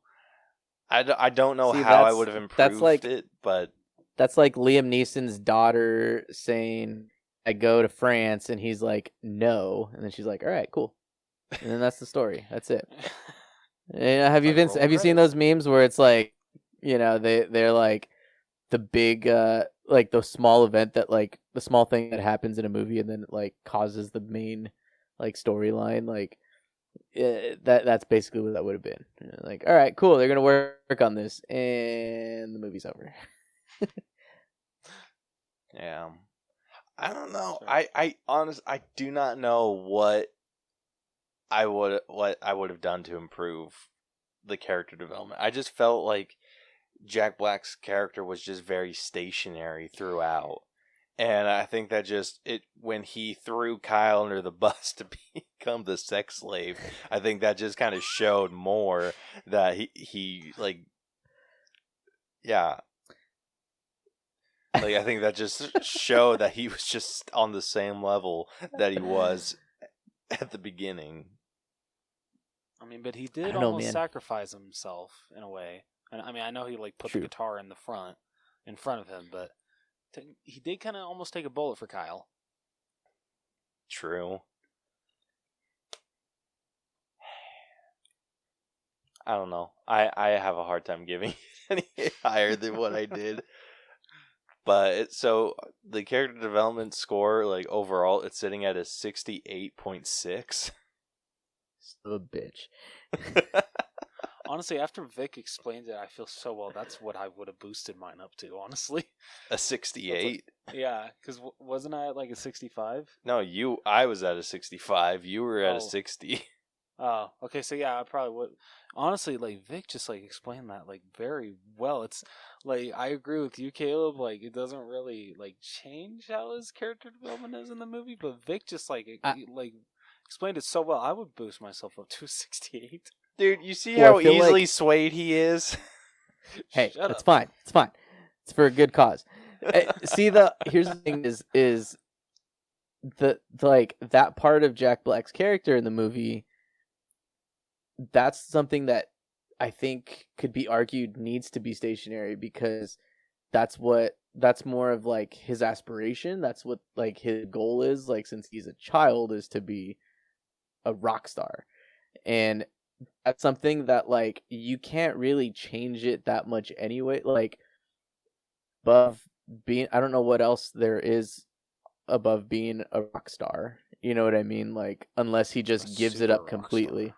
Like, no, this is why I think that they should have done they should have done the work bit to, like, show that, like, oh, maybe this isn't working for them, this isn't working for them. And so when they finally did face off against the devil, that they could have had that rock battle, and then it's just, like, the work that they put forth is what put them above the devil. Which Well, I I mean, think- is like thinking too hard into it, being like, well, you Yeah. could have done this better, but it's like it's supposed to be like That a dumb movie. exactly. It's a movie where like you're not supposed to think too much into it. Like, oh shit, they did all this work, and now look it, they get to put it into action. Like, this isn't the kind of movie where you do that with. If you want that movie, then you go watch School of Rock. You know, that's the PG-13 movie. That's where it's the movie you watch if you want to see like some kind of effort being put into that. Not wrong. Yeah, Got a good point there. I'm still not moving my score up. It's all right. I'll take the 68. It's fine. All right, so yeah, character development sitting at a 68.6. Moving on over to effects, we were pretty similar with this one. So we ended up giving this collectively a 74.3. So Okay. just like slightly below where writing is. Honestly, I docked it for all the not so great green screen. Yeah, That's fair. just at the beginning. Mostly at the beginning Well, when he's like walking and stuff. no, not necessarily just that. Like when they were in the air vent at the museum, and that ended up falling, and that when they stuck their heads out of the sides, like I feel like you could tell that that was green screened. Like really heavily. And then the whole Sasquatch scene was just like pure CGI, or pure green Right. screen, not CGI. I really didn't dog him for that because that was kind of the point. Yeah, like he's supposed to be high off his ass. Nothing's supposed to seem like super real. Well, I still docked it because I'm an asshole. Dude, honestly, my favorite effects were those freaking like cards that they showed throughout the movie. Oh yeah. Like that those tarot introduced us- cards. Yeah, like introduced a segment. Yeah. Those were so freaking cool. Yeah, those cards and like the artwork bits that they had, that I actually boosted my score a lot because of those. But it was just like the special effects where they did, like I said, green screen.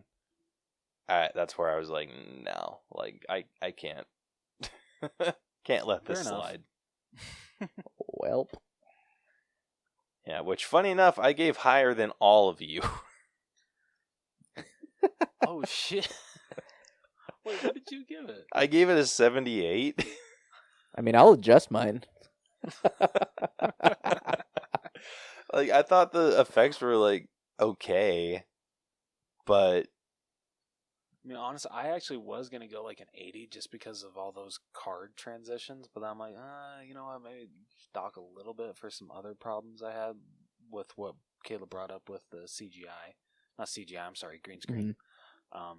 So. Yeah. I think it was just their movements didn't quite match the background.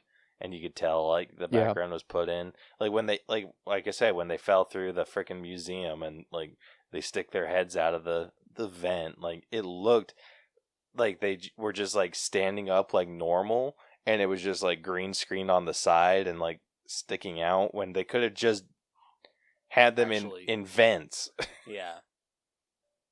They could have actually had the set piece. Yeah, like, you could have done that practically, assholes. Yeah.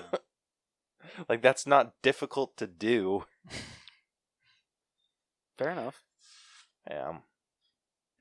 So 74.3. Any other effects stand out to you guys? Not that I can think of. Not really. No. Yeah. Well, I think we can get to the most important category of this, the music. Oh, yeah. So we ended up giving this a 9. Wow, so that was a unanimous one then. Yeah. Not unanimous. Rose gave it a 10, and I like to... So I usually round up. Like, if we're at a 9.5, I'll round up. But since there's 3 of us, and me and you gave it a 9, you round down. Okay. Okay. So, yeah, so we ended up giving it a 9. Collectively. All right. Hell yeah. I'm not mad at that. No, Yeah, the music is really good. Freaking music is a storyline of itself. Dude, it is. Yeah. Like, I feel like this is a movie that you could listen to. Oh yeah, absolutely. Oh dude, if you like go on Spotify and just listen to the soundtrack, it literally just goes through the whole movie for you. Oh, It's yeah. amazing. Well, like I said, I mean, I think just Kickapoo in itself is perfect. Like, to give you what, like, the setup of the whole movie is, just from the beginning. And it's, I think Jack Black is really good with that too. Like, whenever he does sing stuff, like, whenever you hear him singing, like, even in School of Rock, when you hear him singing, like, I think he's really good at, like, putting what's going on around him too, like, into a song like that. Like, he's just, I don't know. Definitely. I like it. Yeah, I absolutely agree with you guys on that. Honestly, I think the 3 songs that you could listen to with this is the opening Kickapoo. The history of Tenacious D, and then the final song with the devil. Yeah. I think those are the 3 songs that you could listen to and know the entire premise of the movie. Yeah. Fair enough. But yeah, the rest of the songs were just like cherry on top. Oh, yeah, like all the toppings, the freaking sprinkles, cherry, whatever the hell you wanted to put on it. And I loved every second of the songs. Like, there was actually a few songs I actually rewound to listen to again. Like, I listened to the song that Against the Devil a couple times. I love it. Like, it was some good stuff. Yeah, I think the reason it didn't quite reach number 10, at least for me, was that I don't think that there was one in particular song that stood out above the rest of them.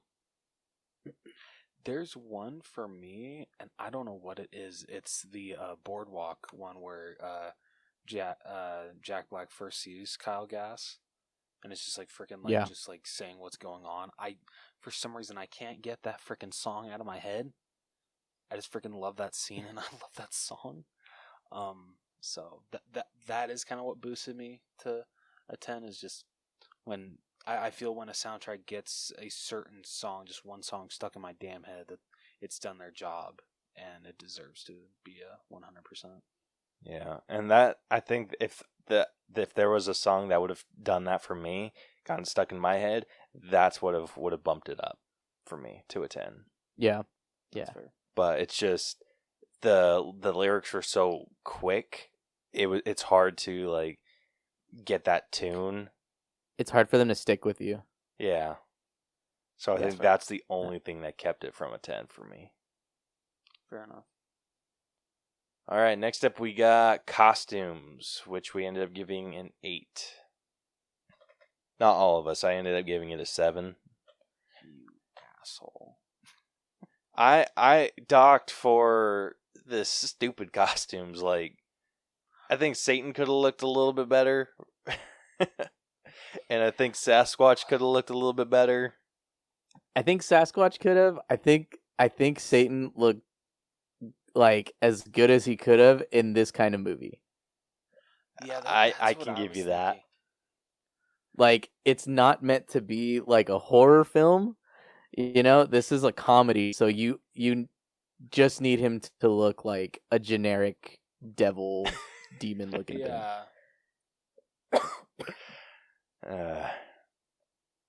I think it might have been just been the goat hooves for me. Like, I know that is a very generic devil thing to do, but I think I think those just looked like raggedy. I think if those would have looked a little bit more realistic and not just like sweatpants with fur, I would have been a little bit more on team 8. But I was down at a 7 because I think everyone else's costumes were pretty generic and like fit the characters really well. But then I was like, okay, like the devil's pretty good, and then I got like pulled down by Sasquatch. And then the rest of the movie just like, okay, like everyone else is fine. Yeah. But no, it's fair. But I think an 8 is pretty fair. Yeah. No, I can definitely agree with that. All right, which brings us to our own personal scores. So, Vic, you want to take this one first? Sure. I think for me, this is a movie. I think the first time I saw this was a few years ago with 2 of my roommates, and who become some of my closest and 2 best friends. So for me, it's just a very, like, it holds that nostalgia. It's the kind of humor that I like. I think, I like to just shut my brain off too and just laugh. Again, it has that toilet humor where it's just like, Jack Black sitting on the toilet, and you don't think he's going to, but then he does, like, make the fart noise, or he shits himself, whichever one it is.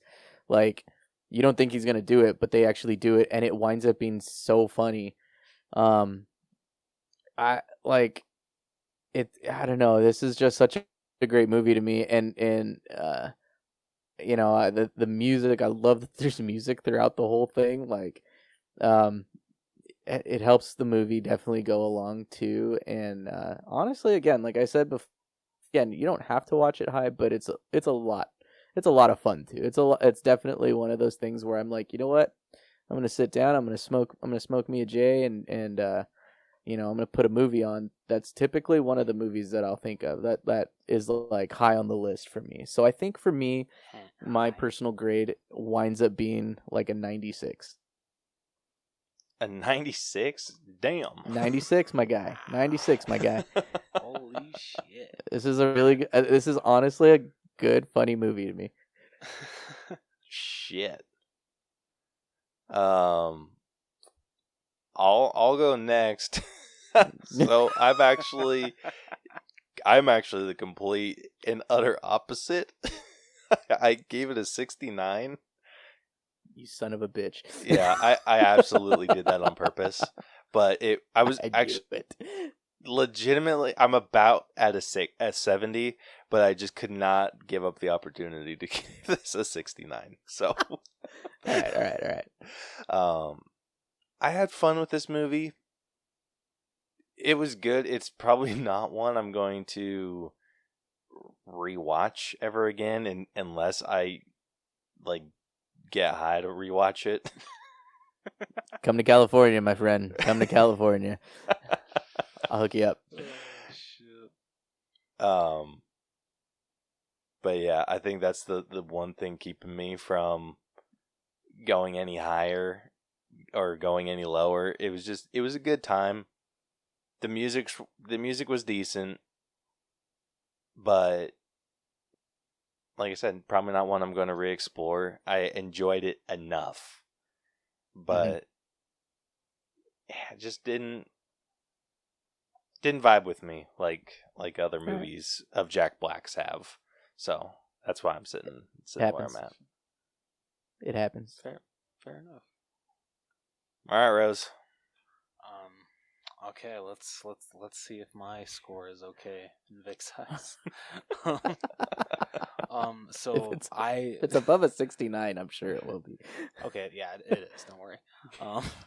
So I definitely agree with what Vic said. This is a really fun movie. Like I said earlier, I love like buddy movies like this, like Dumb and Dumber, Bill and Ted. Just like where it's just like two guys that are really good friends and like they go on some type of adventure. I love that kind of shit. It will never get old to me.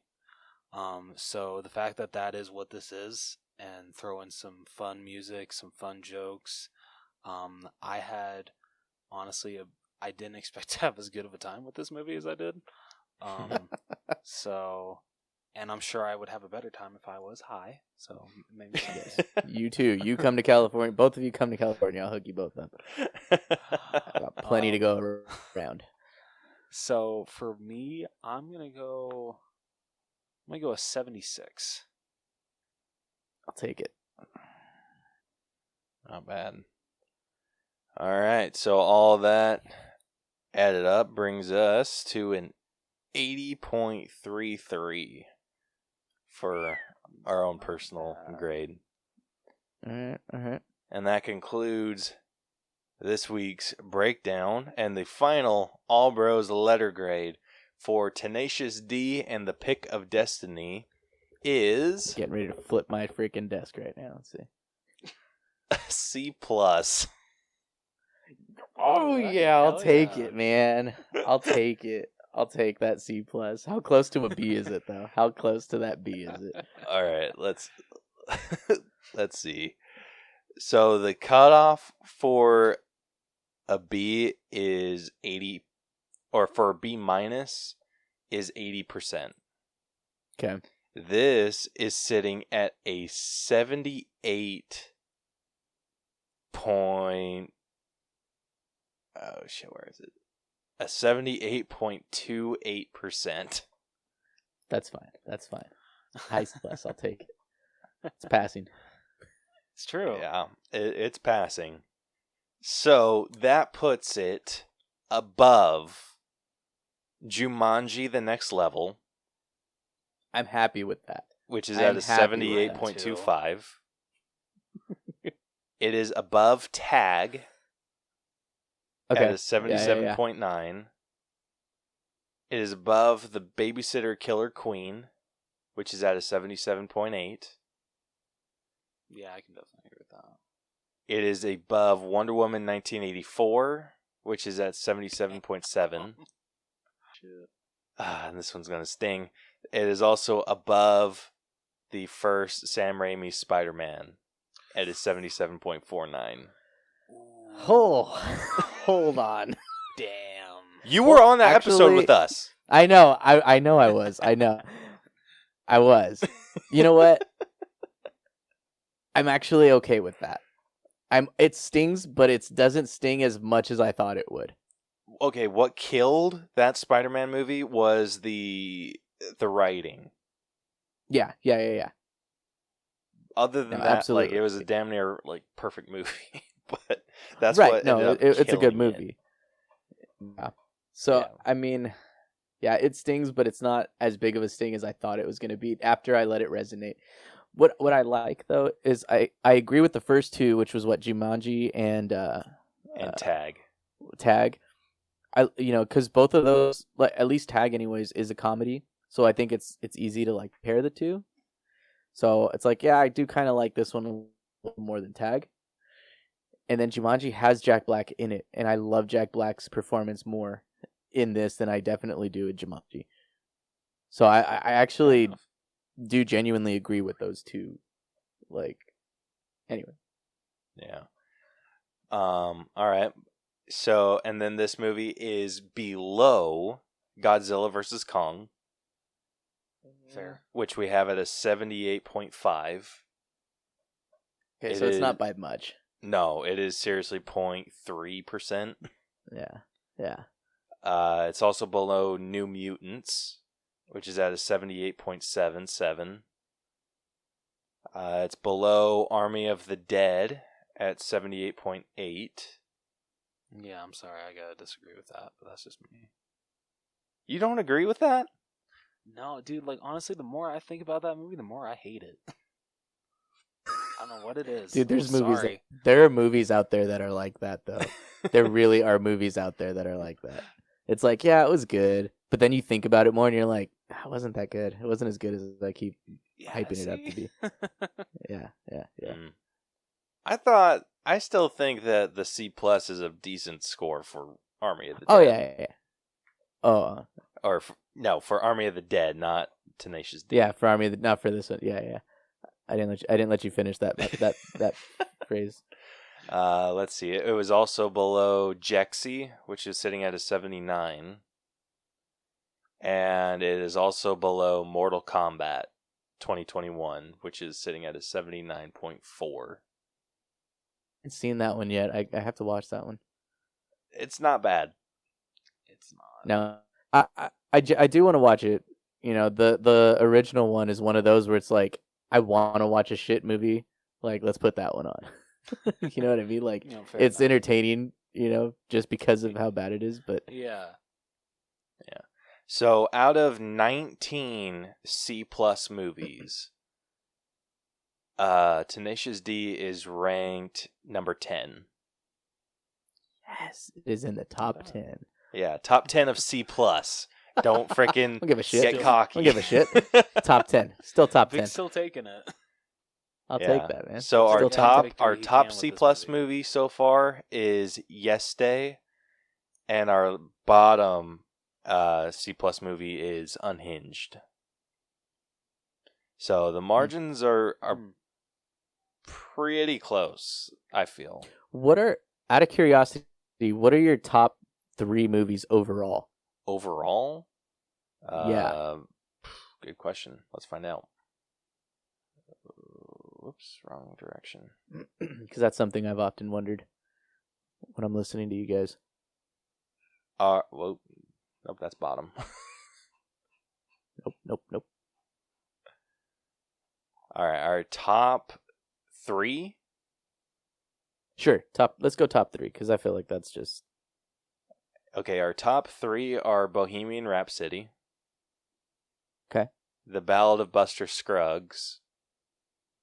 And Avengers that was a Endgame. good one, actually. Okay. But yeah, Avengers Endgame is 0.6% lower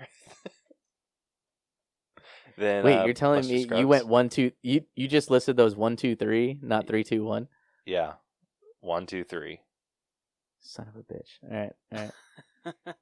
Hey, if you want to blame anyone, we wanted to give Avengers Endgame higher, but you had a freaking great Captain America very critiquefully. Let's not get into this.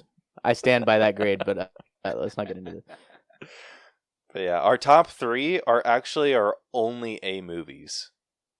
Oh, that's funny. Oh, really? Okay. Yeah, all the other movies past those 3 are A-. No shit. Okay. I'm just saying that might change with Halloween Kills. I'm just kidding. It's not. I mean, you never know. Dude, like, as much as I love the Halloween franchise, I don't, minus the original, maybe deserves an A.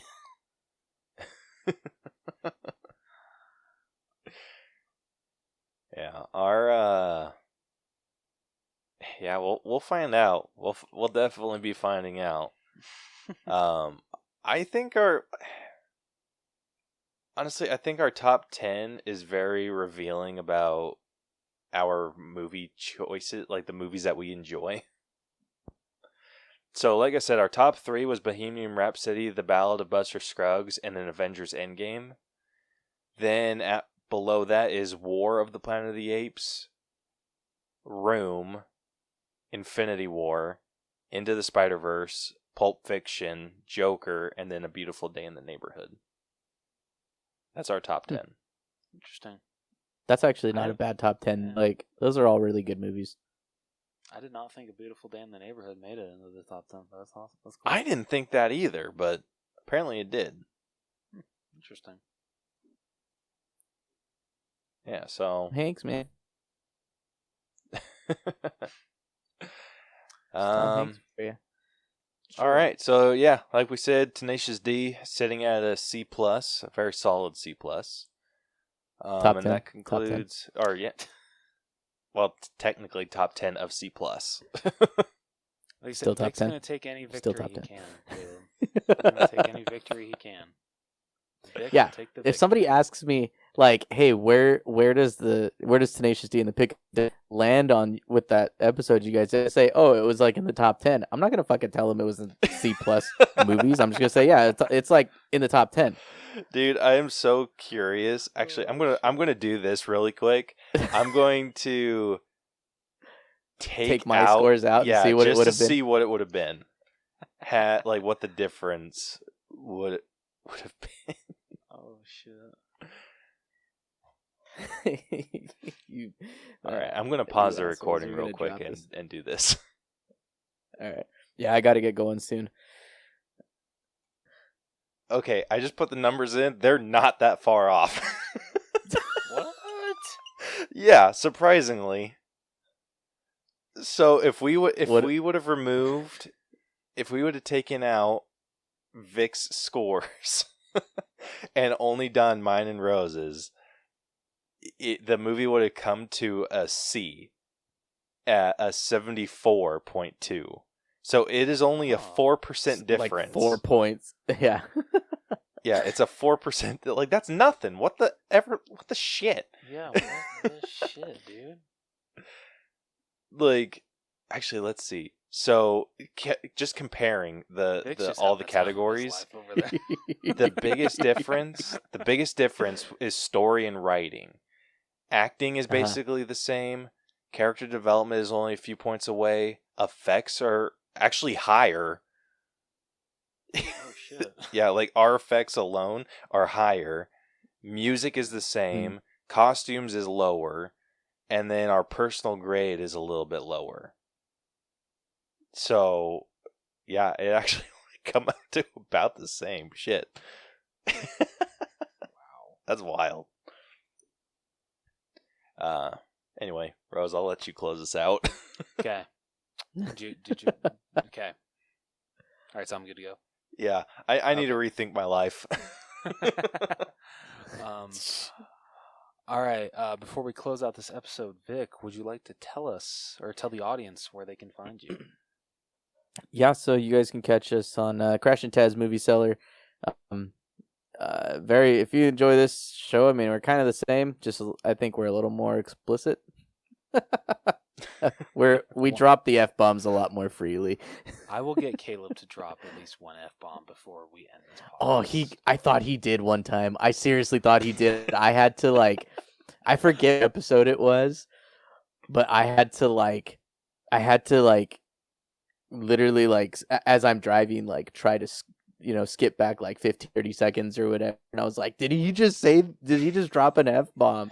And oh man, I thought he did once. Oh man, it just thought you had it. Thought you did it, man. That's my goal. Thought you crossed over. Dude, like one day, like I'm honestly, I think I'm just waiting. Like I hope I'm on that. I hope I'm on the show when it happens. I hope I'm on that Too. episode. That's just gonna be like that's just gonna go down. Can we make that for like the 10th episode that I ever like join you guys on? Like I want that to be the crowning so like jewel of two more that episode. episodes. I'll fucking do it. I'll take it. Shit. But yeah. Anyway, we pretty much do the same thing. We check out movies. We rate them. They land on our Cellar scale, and yeah. Like I said, we're just explicit. I think we're just a little more vulgar. Definitely not as organized too as they are here on the All Bros, but still we still have a fun time. You guys can catch us on Spotify and Stitcher, Breaker, Amazon Music, other platforms you guys like to listen to your podcasts on. And then also we're on Instagram, Crash and Taz Movie Cellar. It's Crash the letter N, Taz Movie Cellar with underscores in between each word. So Crash and Taz Movie Cellar. So yeah, that's us. Hell yeah. Weekly listener right here. Oh, while I freaking have you on and I'm thinking about it, if you guys have another Hulk discussion without me, I'm going to throw the biggest bitch fit on planet Earth. You guys were freaking talking about Iron Man, and you went on about Hulk for like 15 minutes. If you do an Incredible Hulk episode without me, we are no longer friends. Well, that's fine. We're cousins. You're stuck with me. I was gonna but, say, like, shouldn't you say we're not family anymore? No, but we're not cool. We will not be cool We anymore. won't be cool. I'll see you at the family reunion, but I'm not coming up to you. I'm not saying hi. It's like I'll go and hug everyone else in the family and just flip you off. Yeah. Like, You're just like, yeah, there you go, buddy. There you go. What's up? Yeah, what did we talk? I think it was mostly like, I think we had one of my friends on for that show. He wanted to be on there, and God,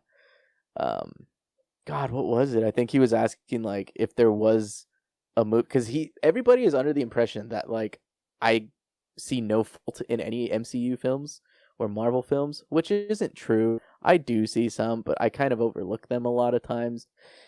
And I think what it was, if I'm remembering the conversation correctly, they were like, well, there's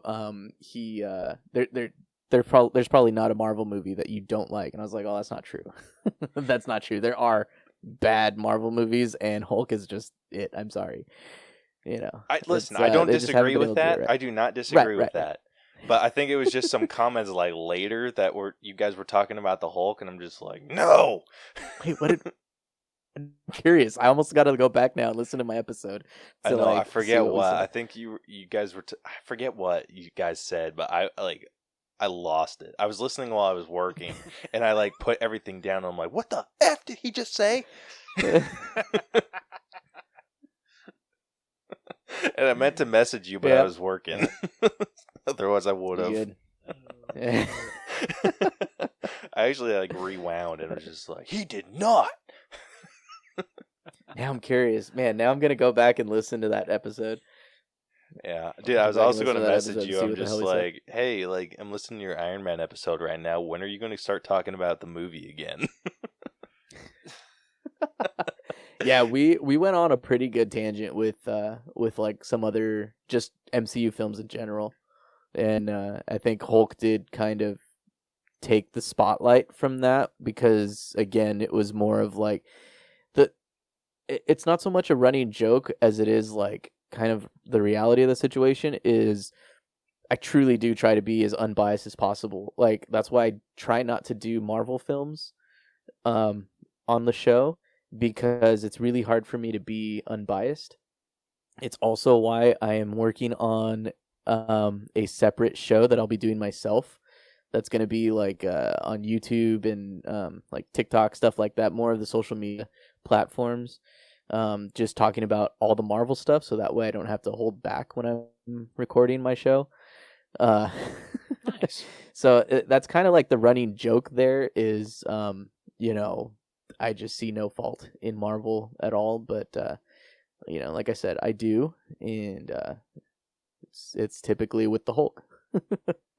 Dude, when it comes back on streaming, I want to have you break or talk about the trial of the Incredible Hulk. Like that movie from 1989, with the original cast and everything, because I'm not sure if have you ever seen that movie? I haven't, no. So Matt Murdock is in that movie. Mm-hmm. And Kingpin. Ooh. Yeah. Okay. And what's the guy's name? You've seen the Indiana Jones movies, I assume, right? Mm-hmm. Do you know Indy's friend from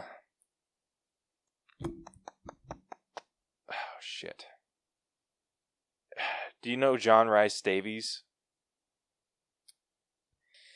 Hold on, I'm pulling up this movie on IMDb, so I'm certain you would recognize the actor. Let's see. He's in this one. He's in this film. Yeah, but he plays the Kingpin. Yes, that's Gimli. That's right. Yeah. He plays the Kingpin in the trial of the Incredible Hulk, and it is glorious.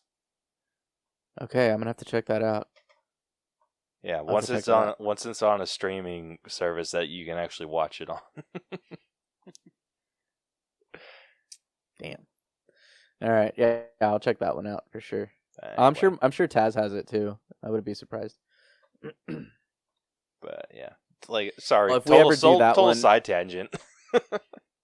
Yeah, well, if we ever do that one, we'll definitely have to get you on there on our show to do that. So. Dude, if you don't, I'm just not prepared to have a 3-hour episode. That's all. I don't get the numbers that Joe Rogan gets to justify having a 3-hour episode. That's what I'm saying. Dude, I think our listenership has gone down because every episode that we've released for the past couple months has been over 2 hours. Oh wow! I still listen. I know. I still listen to anyone's whose goes over 2 hours, but yeah, I'll still listen to it even after the conversation that we have. Yeah, I do the same. I'll end up listening to this next week. Anyway, Rose. Get away. Oh shit! All right. If you liked what you heard, be sure to follow us and subscribe to us wherever you listen to podcasts. We are on Apple Podcasts, Google Podcasts, Stitcher, iHeartRadio, RadioPublic, Radio.com, Spotify, and much, much more. You can catch all of our episodes on YouTube. And then if you want to follow us on social media, DM us with episode ideas like Vic did for this certain episode. Answer our question of the week, or if you would just like to join us, that is the best way to message us, is either on social media or on email as well. And we'll be glad to have anyone. And so our social media, if my computer wants to work, is Facebook, which is facebook.com/The Allbros, Twitter and Instagram @The Allbros, and then our email is theallbroschannel@gmail.com. If you want to check out our website, it's tinyurl.com/The Allbros. We're still working on it. We will get it up and running. Well, it is up and running. It just needs a couple tweaks. Just needs a couple changes. But just some updates. Yeah, just some updates. So yeah, we'll get that taken care of sooner or later. And then last but not least, if you guys would like to check out our merch store and buy some of the cool shit that Caleb makes for these amazing episode arts that he does, amazing what he's able to do, you can find our store at tpublic.com/user/The All Bros channel. Like I said, awesome shit over there. basically, I want to say all of our episode arts are there, except for ones that have been deleted thanks to freaking studios being assholes. Yeah, freaking horse shit, man. Screw you, Disney. Screw you, Warner Brothers. Yep, and screw you, not Sony. I'm sorry, Paramount. For Sonic the Hedgehog, or Sega. No, not Paramount. Sega. Yeah. I was gonna say that was Sega. Dude, like we bastards. still haven't freaking heard from Sega. Oh yeah, that's true. Those bastards. Yeah, they freaking took down one of the Sonic artworks that I did that was completely done by hand. And I was just like, did you guys we freaking emailed them and like tweeted at them. We went all out and we're just like, did you guys at least like it? Nothing. Those We bastards. got ghosted. Yeah. Freaking assholes. But yeah, so anyway, if you would either like to message us with episode ideas, answer our question of the week, or just say how diddly ho, neighborino, we would love to hear from you guys. Good hell. Anyway, next week on the podcast, hopefully, I'm not going to say that we are actually like fully 100% doing this because it might change. Because at this point, who knows? Yeah, exactly. So we might do a Forever Purge next week. We might not. You know what? Your guess is just as good as ours. So yeah, This is going to be a running gag for the rest of the time that we do the podcast. We're just like, all right, next week we'll be talking about Forever Purge. Yeah, just never do that movie. Just every week, just keep saying that's the movie you're going to be doing, and throw a different one at us every week. Yeah. All right, but anyway, until next week, this has been the All Pros podcast with special guest Vic from Crash and Taz's movie Cellar. So long. God, that was bad. See you guys. Farewell. The hell was that? Peace. Farewell. I know you. Well, I was gonna say farewell after you because you said so long. You know the song. Yeah. I'll be just saying goodbye. There we go. Thank you, Vic. I wouldn't have caught that though. Jesus Christ.